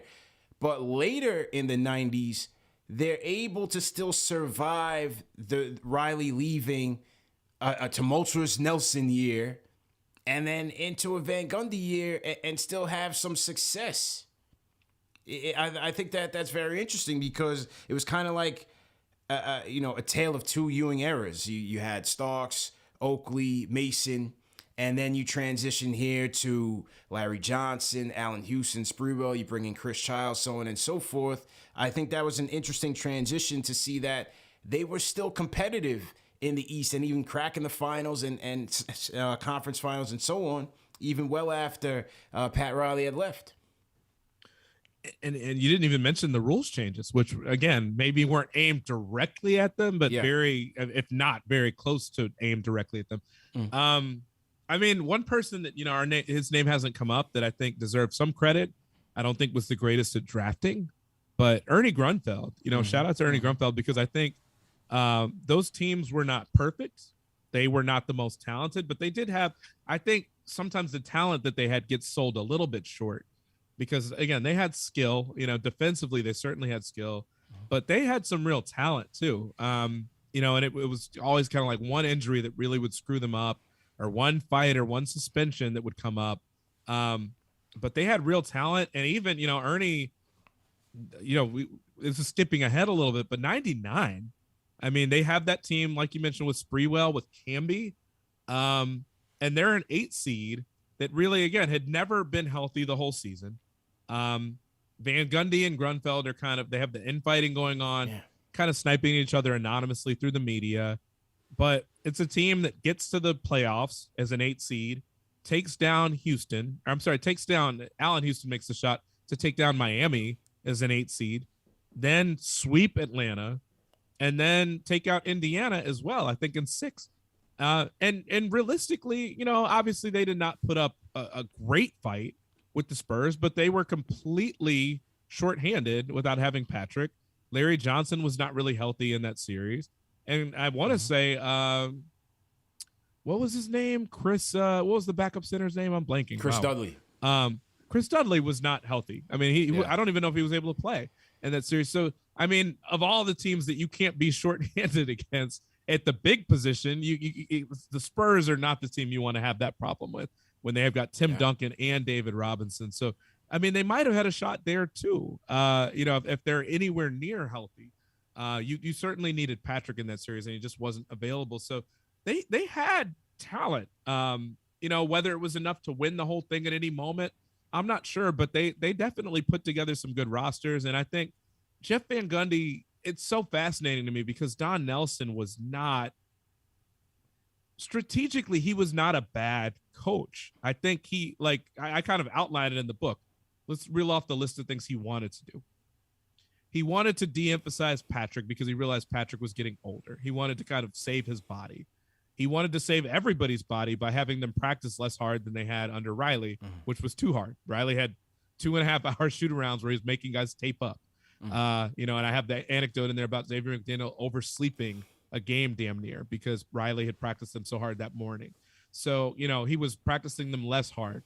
He was putting the ball in Mason's hands as a point forward, which both was going to make use of Mace and put the ball in his hands more, but also was going to put Derek Harper off the ball so that he could be more of a catch and shoot option because Harper was far and away one of their best spot up shooters. So he was doing that. He was trying to make them a more offense oriented team than defense, not necessarily more than their defense, but just to de-emphasize the defense where they had to win games 79-77 to try to get a little bit more offense out of them and to try to, where Riley was only practicing defense in workouts, Nelson was trying to kind of change the way it was skewed to make it a little bit less skewed that direction. Figuring if we can keep enough of our elite defense and build in a little bit more offense, we can win more games and we don't have to work so hard to do it. And not to mention the last thing, which I think kind of sealed his fate, he wanted to trade Patrick for Shaq. And none of those things were wrong fundamentally as far as they were all the right idea. I just think dude sucked ass at communicating, quite frankly, Don Nelson. So I think that at a certain point he stopped caring about how to communicate because he really had a dislike for these players. I've got the anecdote in the book at one point that he basically says under his breath in the locker room during a game against Detroit, I think it was, Willie Anderson told me that he overheard Don Nelson say, "I'm so tired of these damn assholes." And I remember asking him, "Are you sure? Are you sure he wasn't talking about the refs?" He was like, "No. He was talking about us."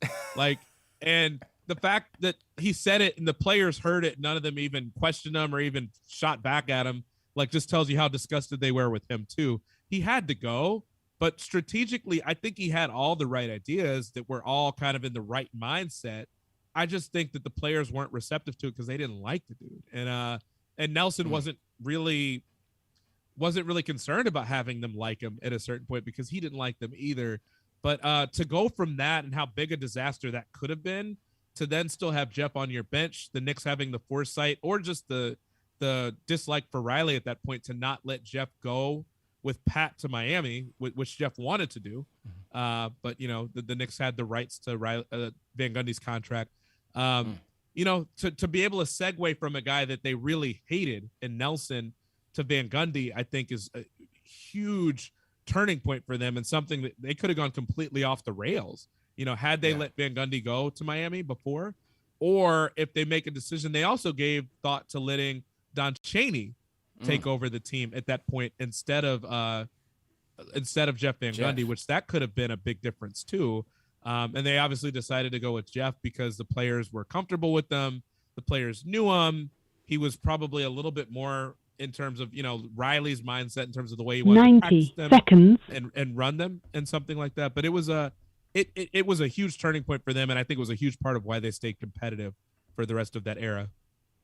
Big time, man. And this is why, Van Gundy's my favorite coach. And even before them bringing Thibodeau here, I was hoping that there was an outside chance that he would come back to this team because, as you said, Nelson wasn't necessarily a bad idea. And he's a guy that many credit for his style of play that is evident here in the modern NBA. As you said, he wanted to put it in Mason's hands and, transition from Ewing. But, you had two established entities that weren't ready for change.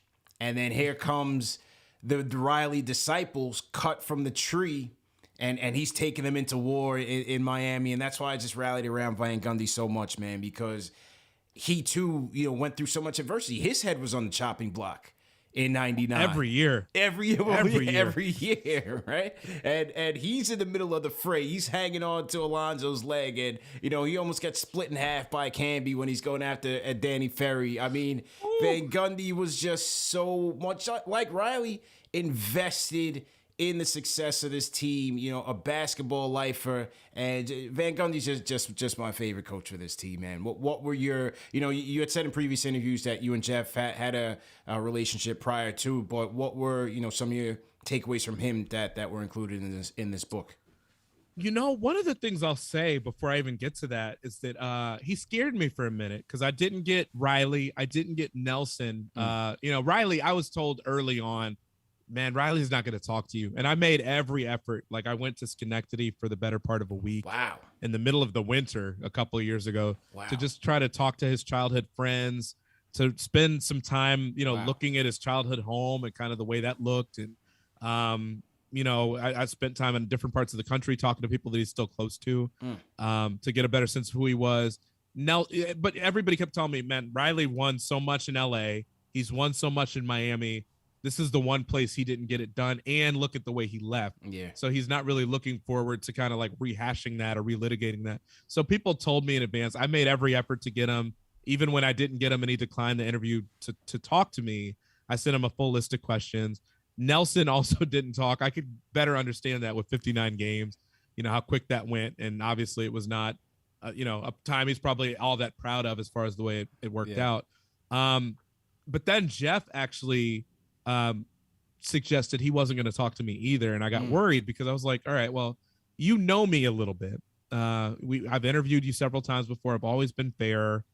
To my knowledge, you've never had an issue with anything I've written, and I introduced myself to you in person, I think during the 2019 final. So I was like, what changed? Because you said you were happy to talk with me. I have your phone number. You had no problem with me reaching out to you. So what changed? And I think this speaks so much about how deeply Van Gundy still cares for this franchise and the way it's represented. He said, Chris, I trust you. It's not that I don't trust you. And I'm still on the fence about this. So maybe you talk me out of it. But I'm not sure I want to participate in your book anymore because there's all this sniping happening. And you have to think back to the beginning of the pandemic when Oakley kept going at Ewing. Yeah. And kept making the comments about Ewing. And Jeff was like, man, I just got to tell you, like, if your book is going to be just kind of mudslinging and just guys sniping at each other and relitigating what happened in the past to really tear down what we did, I just have no interest in doing that. Like, that era meant too much to me personally. Those are still some of the fondest memories of my life. I wouldn't change really anything about it other than the way I personally left the team. So I just have no interest. Like, if that's what your book is doing, I appreciate that you want to get to the bottom of everything, but I'm not interested in participating in that. I was like, Jeff, look, it's hard for me to get it across. Like, you're just trying to convince people to play ball with you. And, I try to let my work speak for itself. Obviously the fan base has read my work plenty. And so I think they know that I approach things fairly, but I said, Jeff, I don't give a damn what Oakley's saying. Like, this has nothing to do fundamentally with what happened 20, 25, 30 years ago. It just doesn't. Look, I'm not shying away from any dirt that I get. If it's founded and if it's rooted in something, but if it's based on bullshit, like, and quite frankly, I think anybody with two eyes can kind of see that the Oakley stuff has more to do with what happened a couple of years ago at the Garden and the fact that he wanted support from anybody and everybody who played during those years to kind of say, this is wrong. And of all the people that could do that have the biggest voices and the most sway, there's Patrick, and Patrick didn't say anything. So he's always been kind of frustrated about that. I don't think it's a secret. I think it's absolutely at the bottom of kind of why he's randomly saying these things. And I don't like, whatever, if that's Oak's issue, whatever, if it's something different, whatever. What I was trying to get across to Jeff is that your story really matters here because you were there for all of it. He's got a crystal clear memory on most things. He can remember down to like what plays were called and what the score was and who went off for this many points in this quarter. Like, that's near photographic stuff, as far as memory is concerned. There are only a couple guys that when I interviewed them for the book could remember stuff that vividly. So I really wanted to talk to him, but I thought it was really poignant that he did not want to diminish anything about the team's legacy at first. He did talk to me, and he talked to me multiple times, probably for a total of a few hours. So it wasn't that he didn't talk to me. I really appreciate that he did, but I just thought it was so interesting that he really still cares about this organization, about this franchise. I don't think he's ever said he doesn't, but I thought it was really, really interesting that part of why he had cold feet about even talking with me was just like he did not want to detract from what that era was for him or for those teams. And it's very interesting, and I'm glad that you said that he still cares about the team, because I never really knew how he felt about the team after leaving the way he did in 2001, and you just didn't know where he stood with the team. So I'm glad to know that he was a bit reluctant to do this interview for fear of just getting in the middle of the mudslinging. So that definitely shout out to Jeff Van Gundy as well. Now, one person who I learned didn't do this interview was Patrick Ewing. How did you feel about that?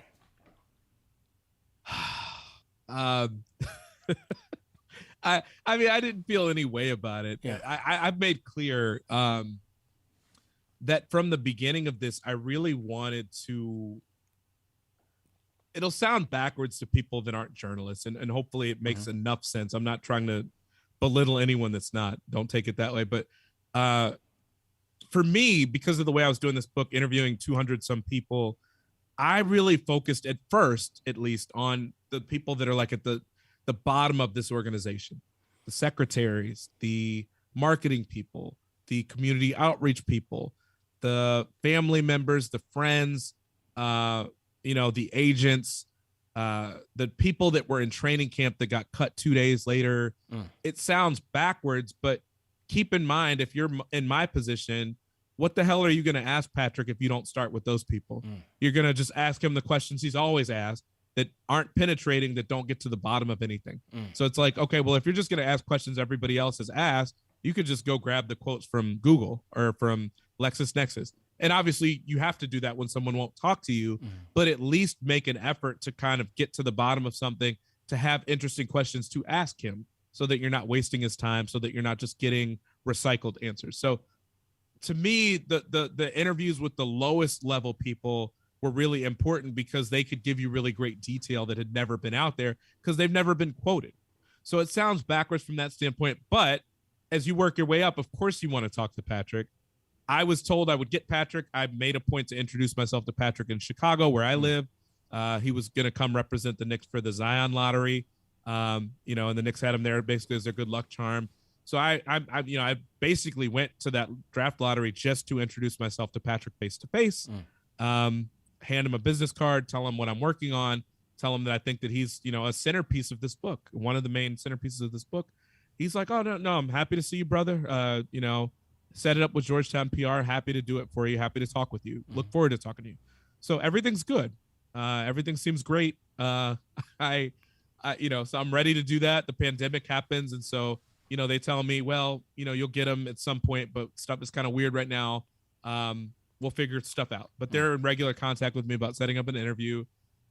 And then, because I'm working myself from the bottom to the top of the organization and everybody involved, I'm probably 60, 70 interviews in.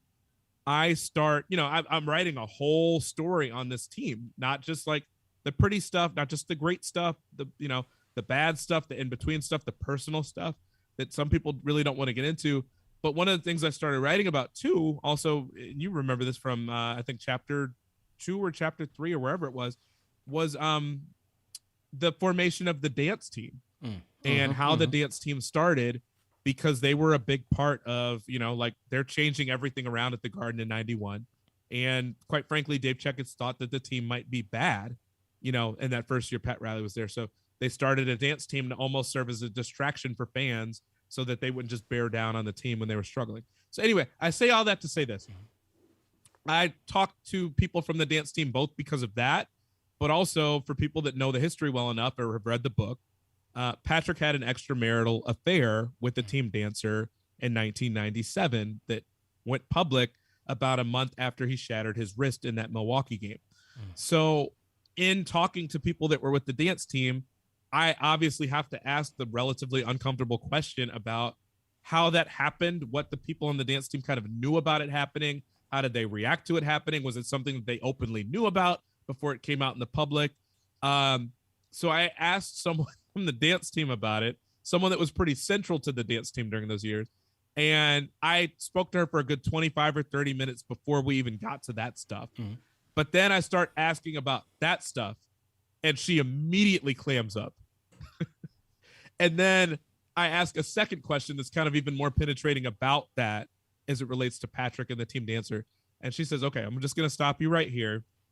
I should just tell you right now, Patrick and I are very close. Patrick is actually the person that introduced me to my husband. So we're very close because like we're friendly enough to where he introduced me to, you know, the love of my life. So there's that. And she's like, and I'll give you one more. When we actually got married and we're having our wedding day, we're very private people. There were only 4 people at our wedding, and Patrick was one of them. We waited until Patrick could get here to the New York, New Jersey area where we live. He was coaching for Orlando during those years, and we waited until Orlando was going to be in town to play the Nets to have our wedding so that we could have Patrick at our wedding. Like, he's that important to us, which I took that to mean I'm about to tell Patrick that you just asked about his extramarital affair, basically. So after that, Georgetown stopped returning my calls, my emails, what have you. I think that was why I didn't get him. It was a weird book, really, like from that standpoint. Like CP, you read it, so like I think you can vouch for it. The book goes into like every corner of everybody's life for the most part. I don't shy away from really anything, but if you look at the cover image of the book, there's Riley, there's Ewing, there's Mason, there's Starks, and there's Oakley. I didn't speak to any of them for the book. I think I got their full stories about as much as you could, but you know, Riley never talks really. I was told that. Ewing, I think I was about to get, and then that happened. The Knicks are the Knicks, and so the Knicks are, I mean, we could just say it. I think they're relatively anti-media. Oh, yeah. So John Starks worked for the team. So I didn't get John Starks for my book because, you know, the Knicks wouldn't allow it to happen or didn't help me make it happen. And Starks' people said, he'll talk to you, but the Knicks have to sign off on it, which is essentially saying he's not going to talk to you. And Oakley has his own book coming out a few weeks from now, so there was no benefit for him to talk. And then you've got Mason, who passed away in 2015. So I didn't get anybody. It wasn't for a lack of trying. I made, you know, abundant efforts to get everyone. And even when I didn't get them, I talked to dozens of people in each person's life. You know, but no, I did not get Patrick. And that's the honest story of why and how I didn't get him. Interesting. And that's why, man, that's why I got to give you your flowers on how you put this thing together, because you really went to all corners of this country to speak to people that weren't even the direct contacts, man. I mean, the work and the research that you had to put into, the sacrifices that you made to make this thing what it was. That's an incredible testament to your work ethic and your overall just skills as a journalist, man. Thank you so much, man. Yeah. It means the world to hear you say that. I know how big a fan you are. And I keep saying to people, I was obviously mentioning, you know, what Mason's family and friends have said to me about the book. But I know that if it strikes the right tone with you all, and even if it does, you know, I make the point in the first, you know, in the prologue, that the book's not pulling any punches. It doesn't mean I'm looking to just punch everybody, but you know, that I'm pretty honest about everything as far as what's reported. I've checked it with multiple people in almost every case. So when you guys appreciate it and love the book the way you have so far, I know I did something right here. And particularly when other fan bases are saying that they really enjoy the way the book is structured and that it's a quick read for them. Oh, yeah. You know, the main critique I've gotten in the book so far is like, why couldn't you have made this longer? Which is just a wonderful compliment to receive from you and from everybody else. I just really appreciate you giving me the opportunity to talk about it. It's a quick read when you're interested and into it, man. It's a very quick read. So Definitely great job. Salute to everybody in the chat. Once again, hit that thumbs up button for you boys. Special edition Knicks Fan TV Live. We are talking to Chris Herring, the author of Blood in the Garden, the flagrant history of the 1990s New York Knicks. Remember, in just a little bit, we're going to do the giveaway of one signed copy of the book. And then tomorrow, look out on Twitter. We'll send out the link for everybody to sign up for the 4 copies. 4 additional winners are going to win a copy of that book. And then we'll announce the winners later after the Knicks versus Heat game. You know, the thing about Ewing, when I was a kid, and he went on, you know, to the end stage of his career, number one, it was the first sign or the first situation that I came across as a kid in how aging stars, you know, leave gracefully from their club. And I started seeing it with Ewing. Most recently, I saw it with Eli and the Giants. I saw it with Jeter and the Yankees. And his relationship with the fans, especially as I'm still a young kid and I'm reading the back pages, and there's just so much negativity and so much mess. And as you said, I think it was backstage, how, you know, unappreciated he felt by this fan base. And so it's just so interesting to see how, you know, we loved him, then we hated him, now we love him when he's no longer with the team. But I saw that same treatment with Melo, and you cover the team during the Melo years, and, you know, as it got later on in his career, same with Ewing, they get the ball, the crowd's booing, pass the ball. Now you're seeing it with Julius. I just think it's just so interesting. You know, even reading the book early in the chapter, and you talked about a game, I think it was in 87, I believe, and the Knicks were getting blown out by like over 20-something points, and it was a promotional night where they had posters of Patrick Ewing, and the crowd's booing and throwing the posters on the court, and I'm reading it just like, yeah, that's us, man. That's us. Things don't really change in that regard. Tough town, man. Yeah. You know, it I think Philly gets the rap that they do as fans. Knicks fans aren't that far off. I mean, I think it's more of an East Coast fan thing. I don't even think it's specific to Philly or New York. I just think it's kind of an East Coast thing. But yeah, it's cyclical. And I saw somebody, even the first day the book came out, somebody had started reading, and they're like, someone please show this to Julius to let him know that even Ewing kind of got this treatment. You know, and keep in mind, you're right. It was on St. Patrick's Day in 1987. The Knicks were playing a horrible Denver team that had lost 13 out of their last 17 games, and I think had lost something like 7 games in a row. And so the Knicks were bad. They were 20-44, but the Nuggets were just as bad, if not worse, and playing on the road. And so it should have been a game that the Knicks at least had a shot in. Mm-hmm. And lo and behold, they're down 27 points in the third quarter at home with Patrick playing. And so they just start airmailing all these St. Patrick's Day posters, which, you know, St. Patrick's Day. They're just throwing these posters on the floor to the point where they have to stop the game. And, you know, the PA announcer has to come over the PA and just beg them to stop throwing them. So Patrick dealt with that 2 years into his career. As a matter of fact, yeah, this was in the middle of his second year, not even a full 2 years in, because this was March of 87. So he came into the league in 85. So 85, 86, 86, 87. This is, you know, he's a year and a half into his career with this happening. So, and this was a guy that was expected to kind of be a savior and was like the biggest college star that had, you know, come to the NBA in years. So, you know, don't let anybody tell you that this is like some new thing with fans kind of behaving the way they behave. Now, we can have a conversation about whether that's going too far with booing Julius or anything else, or booing Patrick or throwing things at Patrick or down on the floor while Patrick is there. Sure, you're welcome to have that conversation. I don't know that I even want to weigh into it, just because it's always been a thing. And it's always been a thing, I think, particularly for East Coast fan bases, Northeast fan bases. So it's just part of it. And I mean, what I will say is that fans are tough on those players, but also if you give effort, generally speaking, and you overachieve, like this was a team, you know, obviously I wrote the whole book about that, overachieved basically for 10 years. Like they had some talent, they had some skill, but nobody would have pegged them as champions before they got to that, that finals round or before they went toe to toe with Michael, because they just didn't really have the look or really the scoring to do it, but they got there and got very close.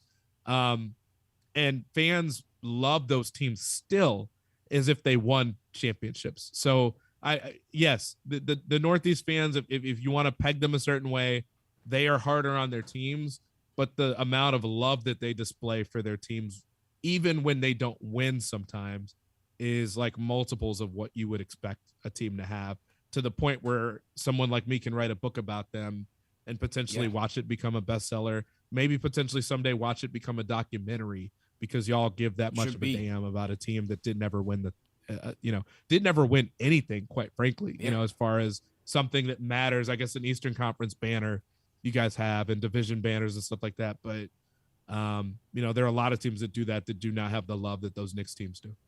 No question about it. And it's the ultimate underdog story, even though it ends in nightmare and heartbreak and over and over and over again. Sure. And what if? But again, this is why we're still here. This is why why we are here still. It's almost like a drug, man. You're still chasing that euphoria that this team gave you in those early 90s, man, and why we're so hard on these players. But that's why I believe the non-Knicks fan or the basketball fan can take so much out of their stories, because I think that's the best part of sports for me. It's the unscripted nature.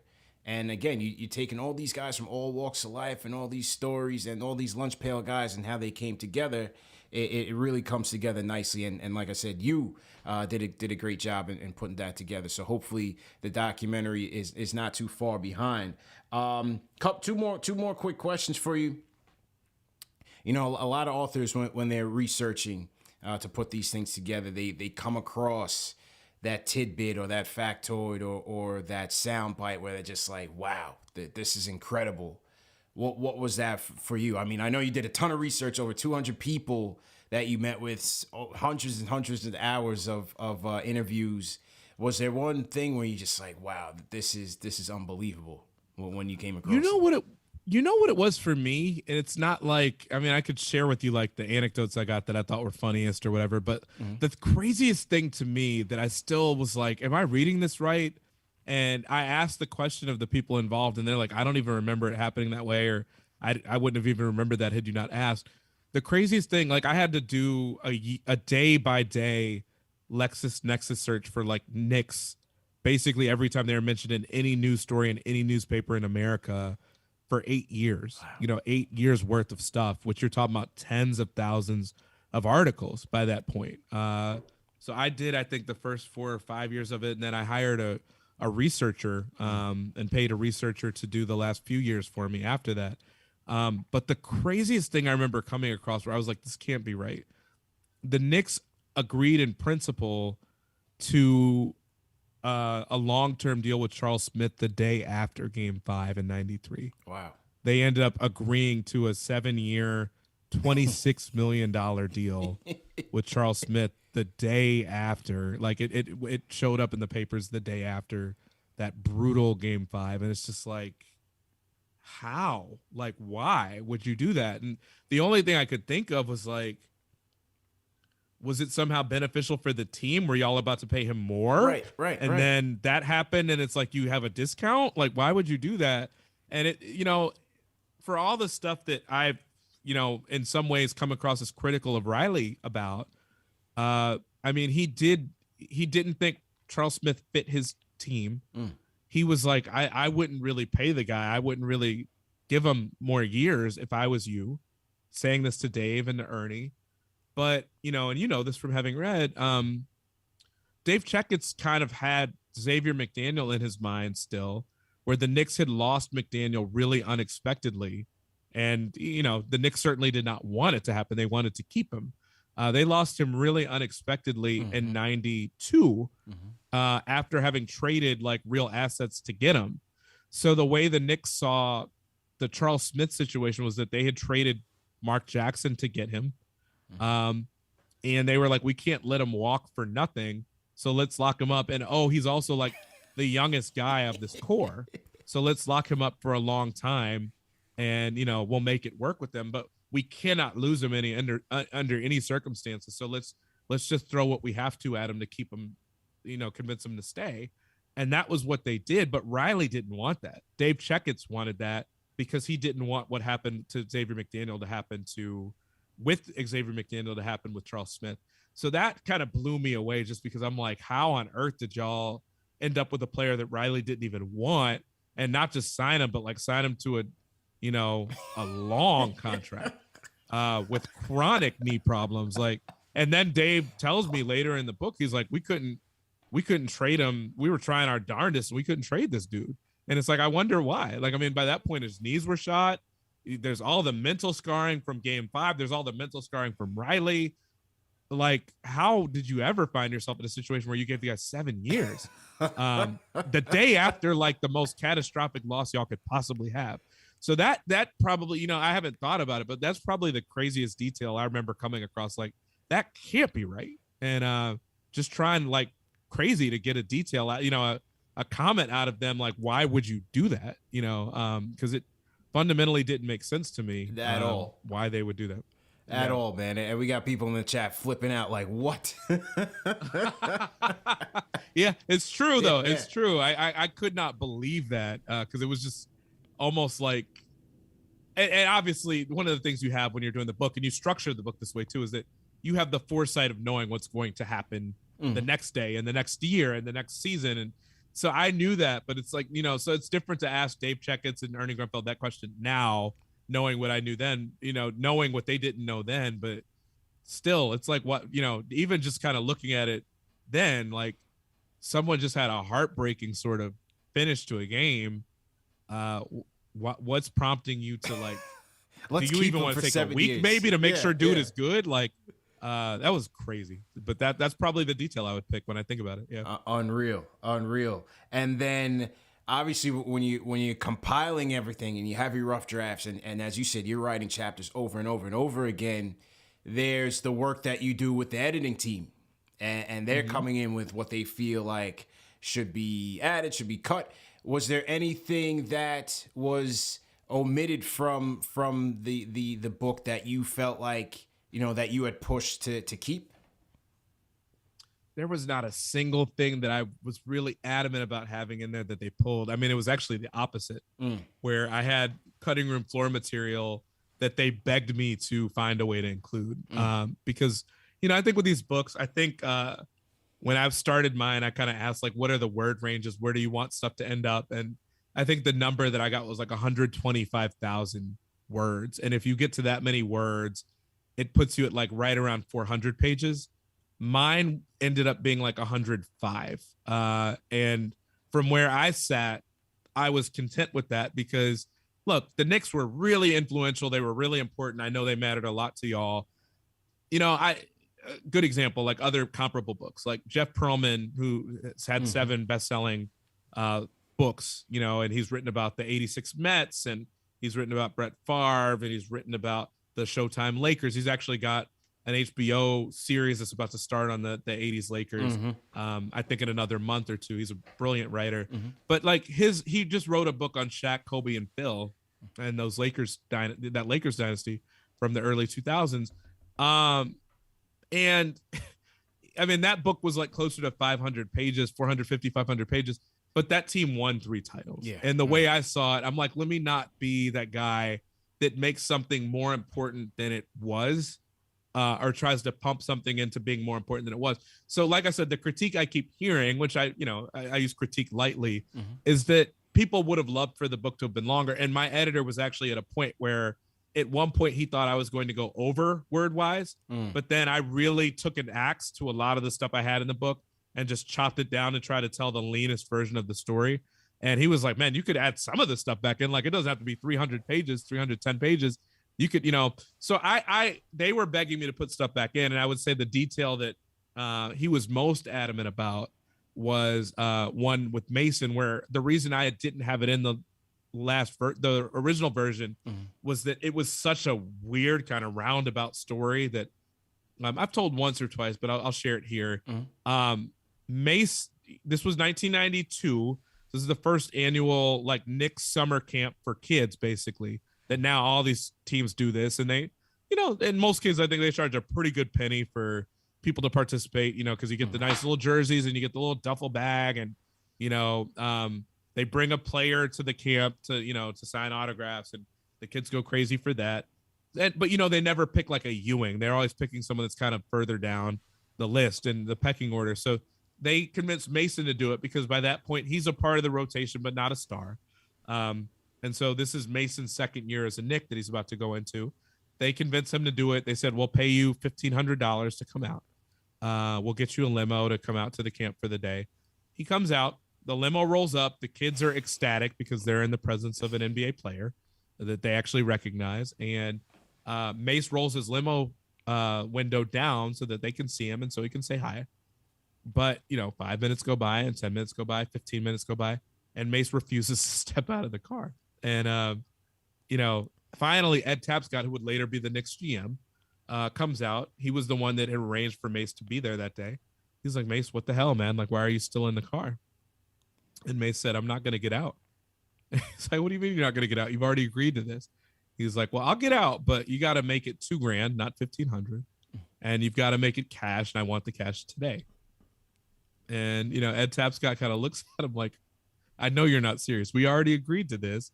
And at this point, the kids have seen you. And Mace is like, I know. That's why I'm upping the demand because I know I've got you in a bad spot. So Tapscott's like, okay, and even to this day, I don't know where. Maybe y'all roll differently than I do. I don't even know that I can get $2,000 out of an ATM card today. Maybe you can use an abundance of ATM cards and get money that way, but I don't know that you can get $2,000. So somehow Ed was able to make it work. He sent out some assistants to go take out money from his cards. Anyway, Tapscott tells him like, "We'll take care of it, but please, like, don't make the kids wait any longer because they're excited to see you. They signed up to see you." So Mace goes in. He plays a little bit of a scrimmage with the kids.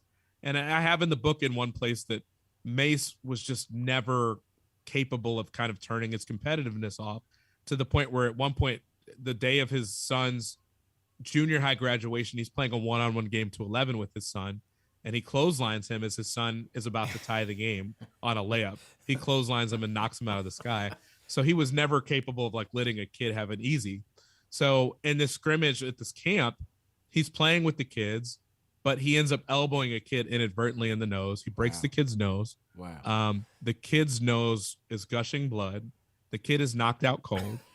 The Knicks are petrified that they're going to get sued.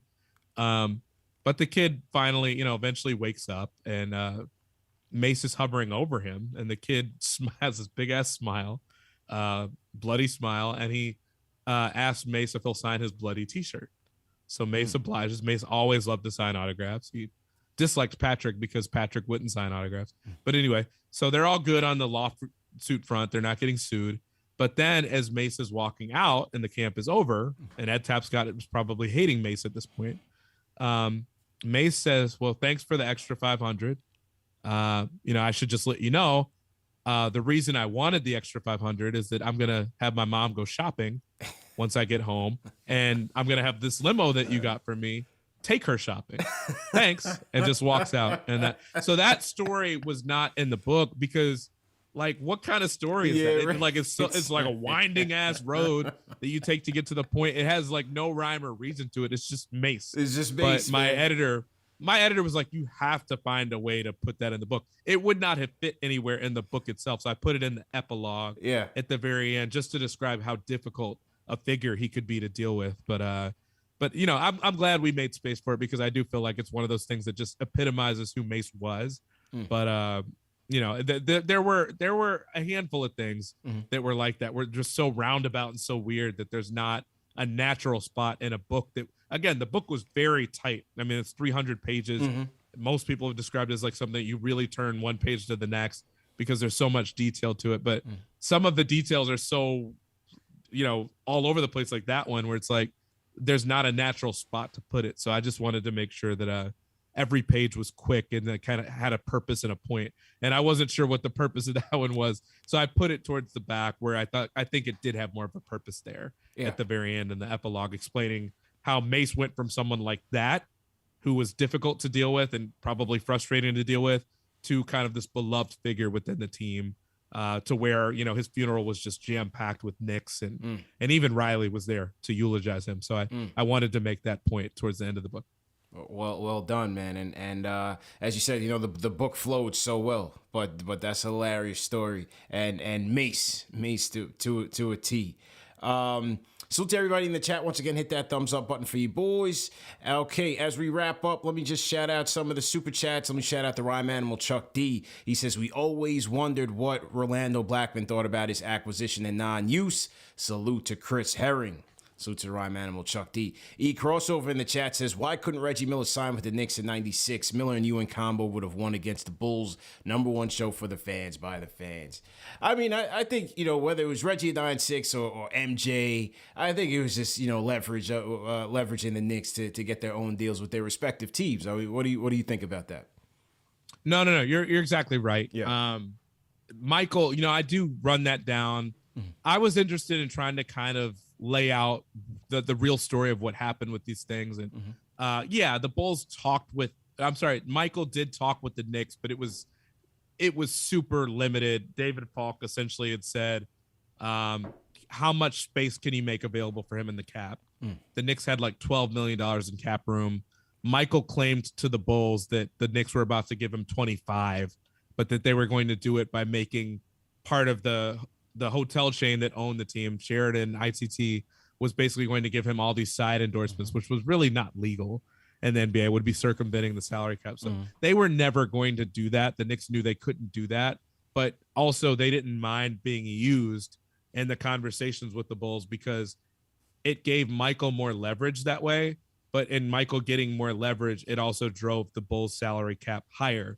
So it was going to make them less available to be able to sign other people. So Dave Checketts was more or less saying, like, we were fine with being used in that situation. And look, if Michael would have taken 12 million instead of 30 from the Bulls, we would have gladly taken him and not signed anybody else. So that was absolutely true in Michael's case, that they were never really that close to signing him.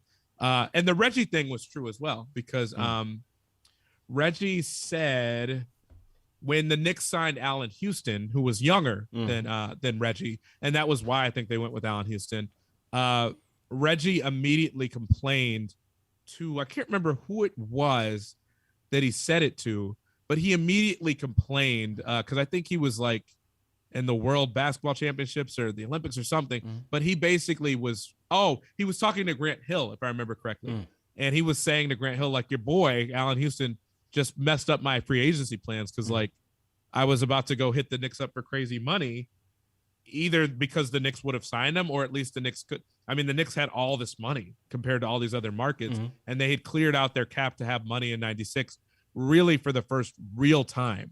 So the idea that Reggie Miller had one of his options, maybe the option that would have paid the most or offered the most, wiped off the table, he was frustrated about that, but it did definitely have a tone to it that made it sound like he was going to use the Knicks for leverage and probably bleed them of options and waiting for him.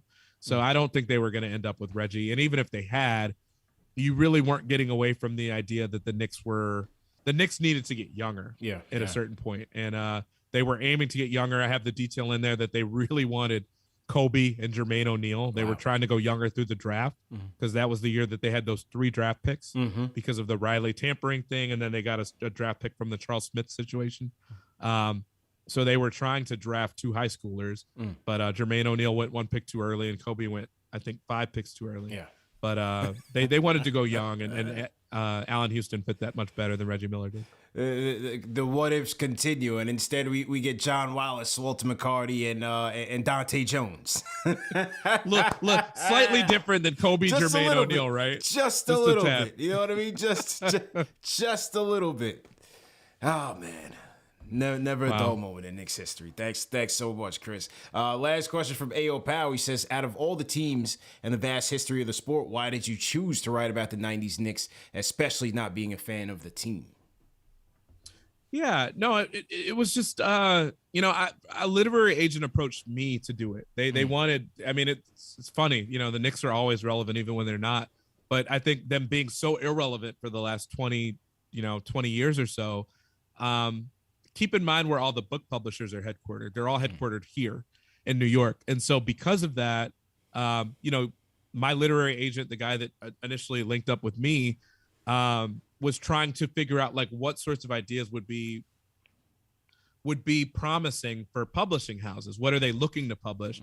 And what the answer he kept getting from, nonfiction and sports stuff was, we would love a book on the 90s Knicks. And keep in mind, this is not after The Last Dance. This was before. This was 2019. I think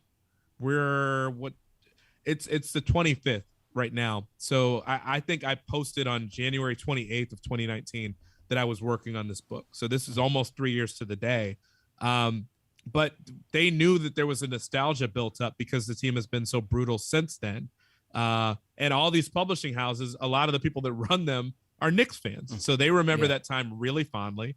It's kind of right in their wheelhouse of how old they were. They were young people when that happened, and now are a little bit older and have not seen the team win since then. But they know people view those teams almost as if they did win championships. So we knew that was something that people would kind of be into.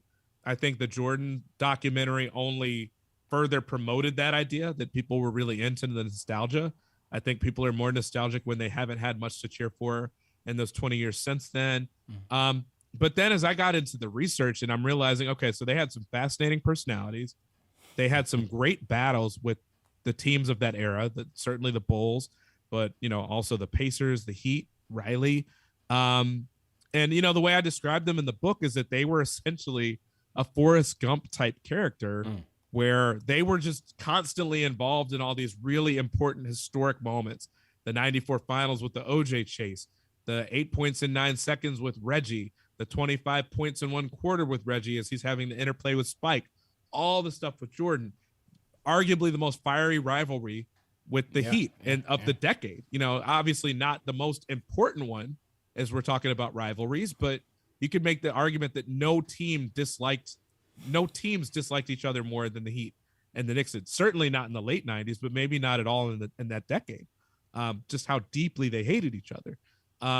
So when you take all those things and kind of take them together, and you mentioned that the Knicks were fundamentally the reason that the rules were altered because the league did not want their style of play in the game anymore and changed the league to the point where we see what we see now.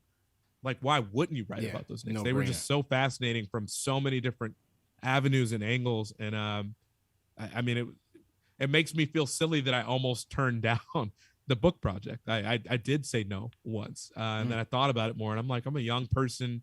I don't have a family yet. I'm not married.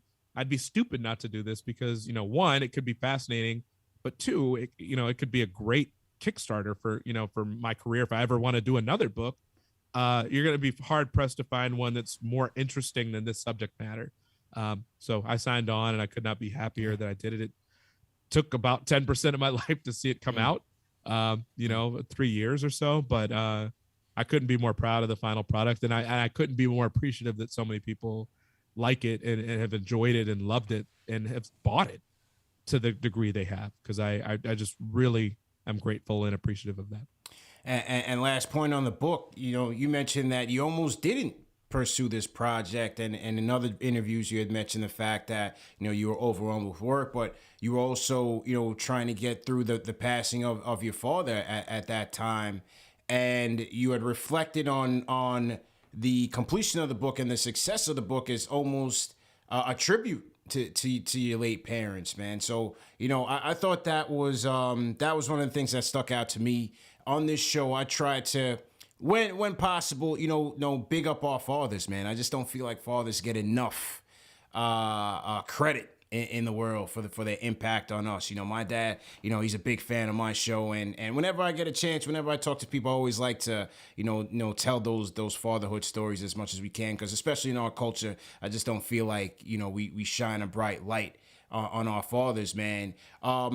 Would you be able to just speak on, your dad's influence on you as a journalist and how you're here right now? Sure.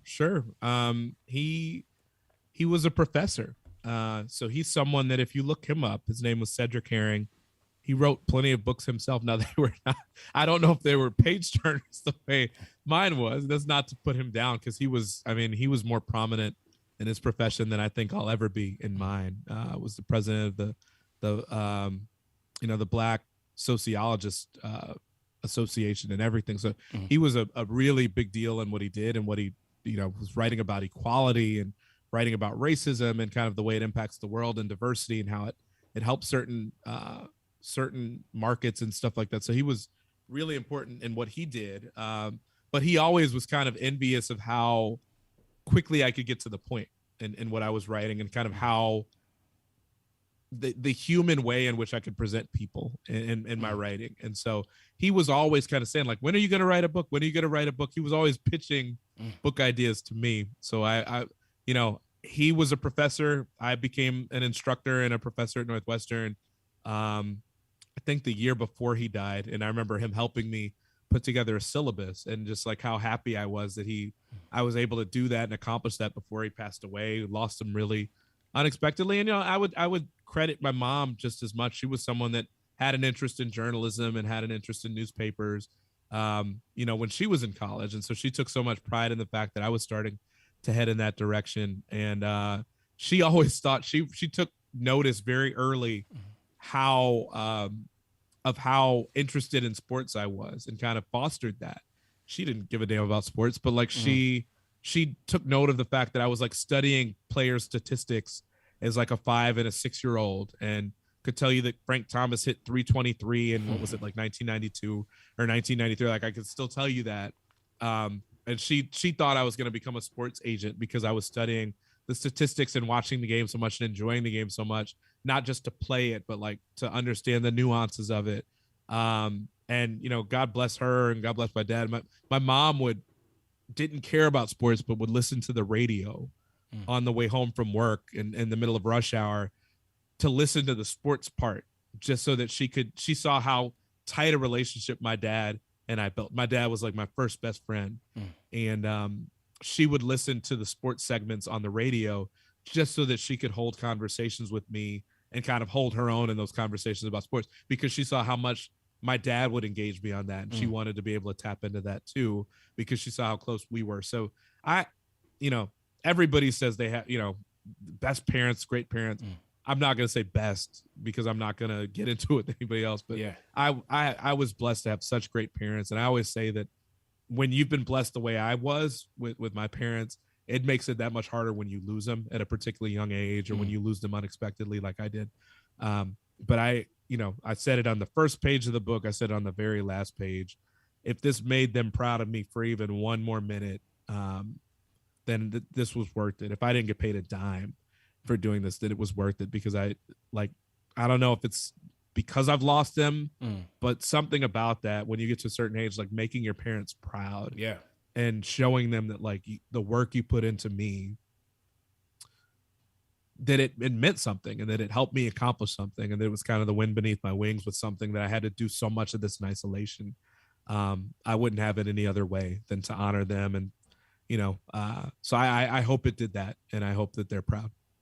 Well said, man. Well said, and we could definitely end on that note. This was a tremendous session. Definitely appreciate the gems, this story that you just provided here, and the work you put into this book, man. Because like I said, just reading through it and the details and all, you can just tell how much work and sacrifice was put into this thing, because it's an absolute classic, and it's gonna be on that bestseller list, man. I'm telling you, it's absolutely gonna be on that bestseller list. So. Continued success to you, and hopefully you come back on the show, man. You definitely want to come back on the show, and when the documentary and the movie comes out, hey, hit me up, CP the Franchise. You can just email me. I don't have any publicists or anything like that, man. You can reach me directly.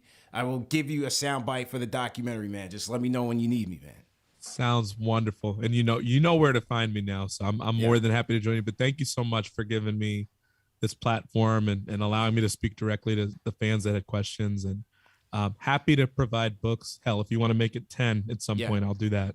But I'm really appreciate you rocking with me, and for you reading the book and enjoying it as much as you did, and everybody else that has taken the time to do that too. Thank you so much. Chris, thanks again. You want to just drop your Twitter handle for the people in the chat just so that they can follow you, or?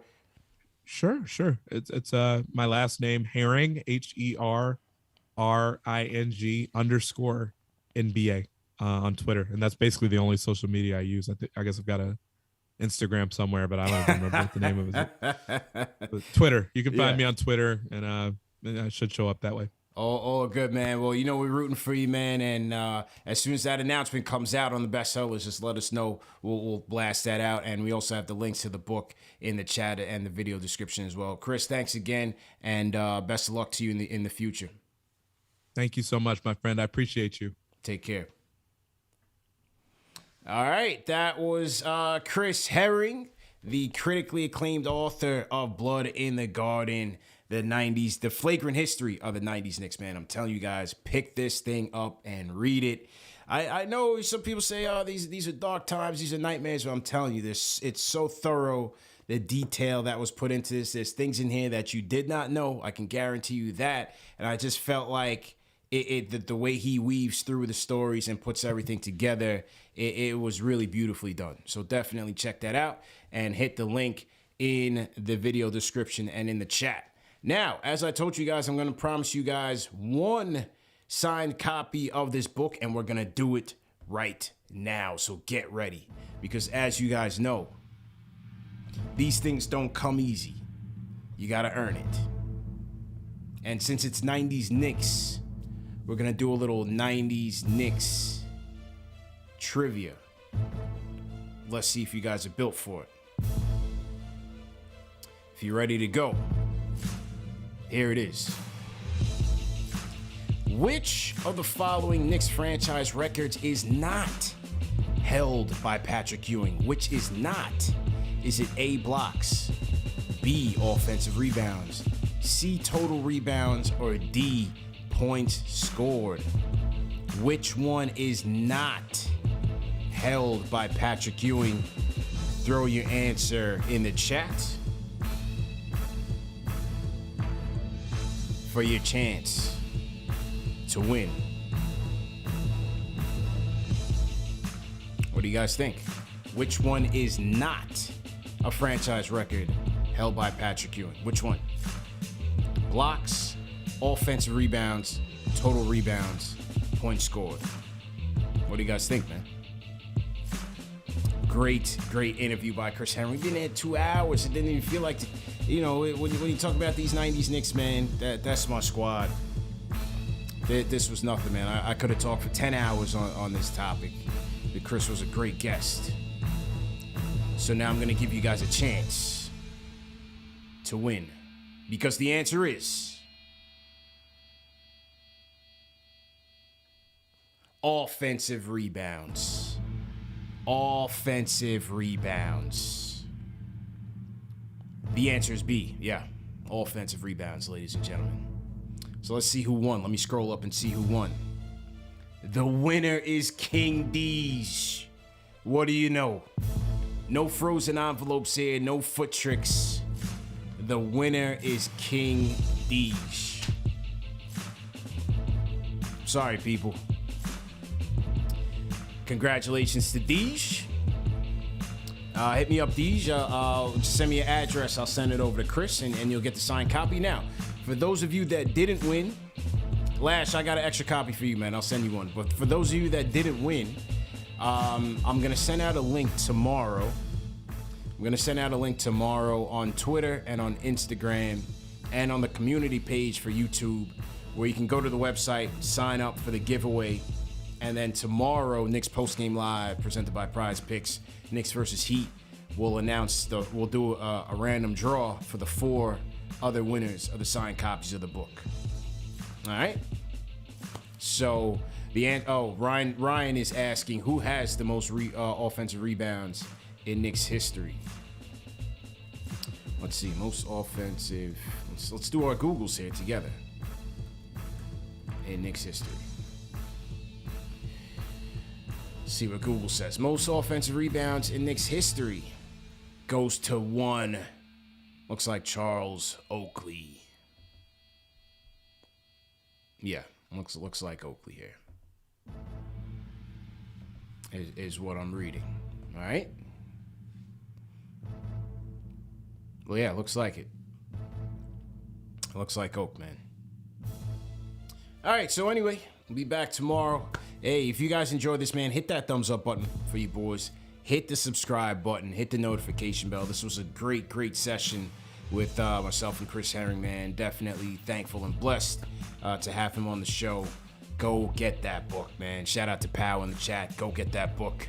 90s Knicks, Blood in the Garden, the flagrant history of the 90s Knicks. I'll see you guys tomorrow. Knicks versus Heat, post-game live.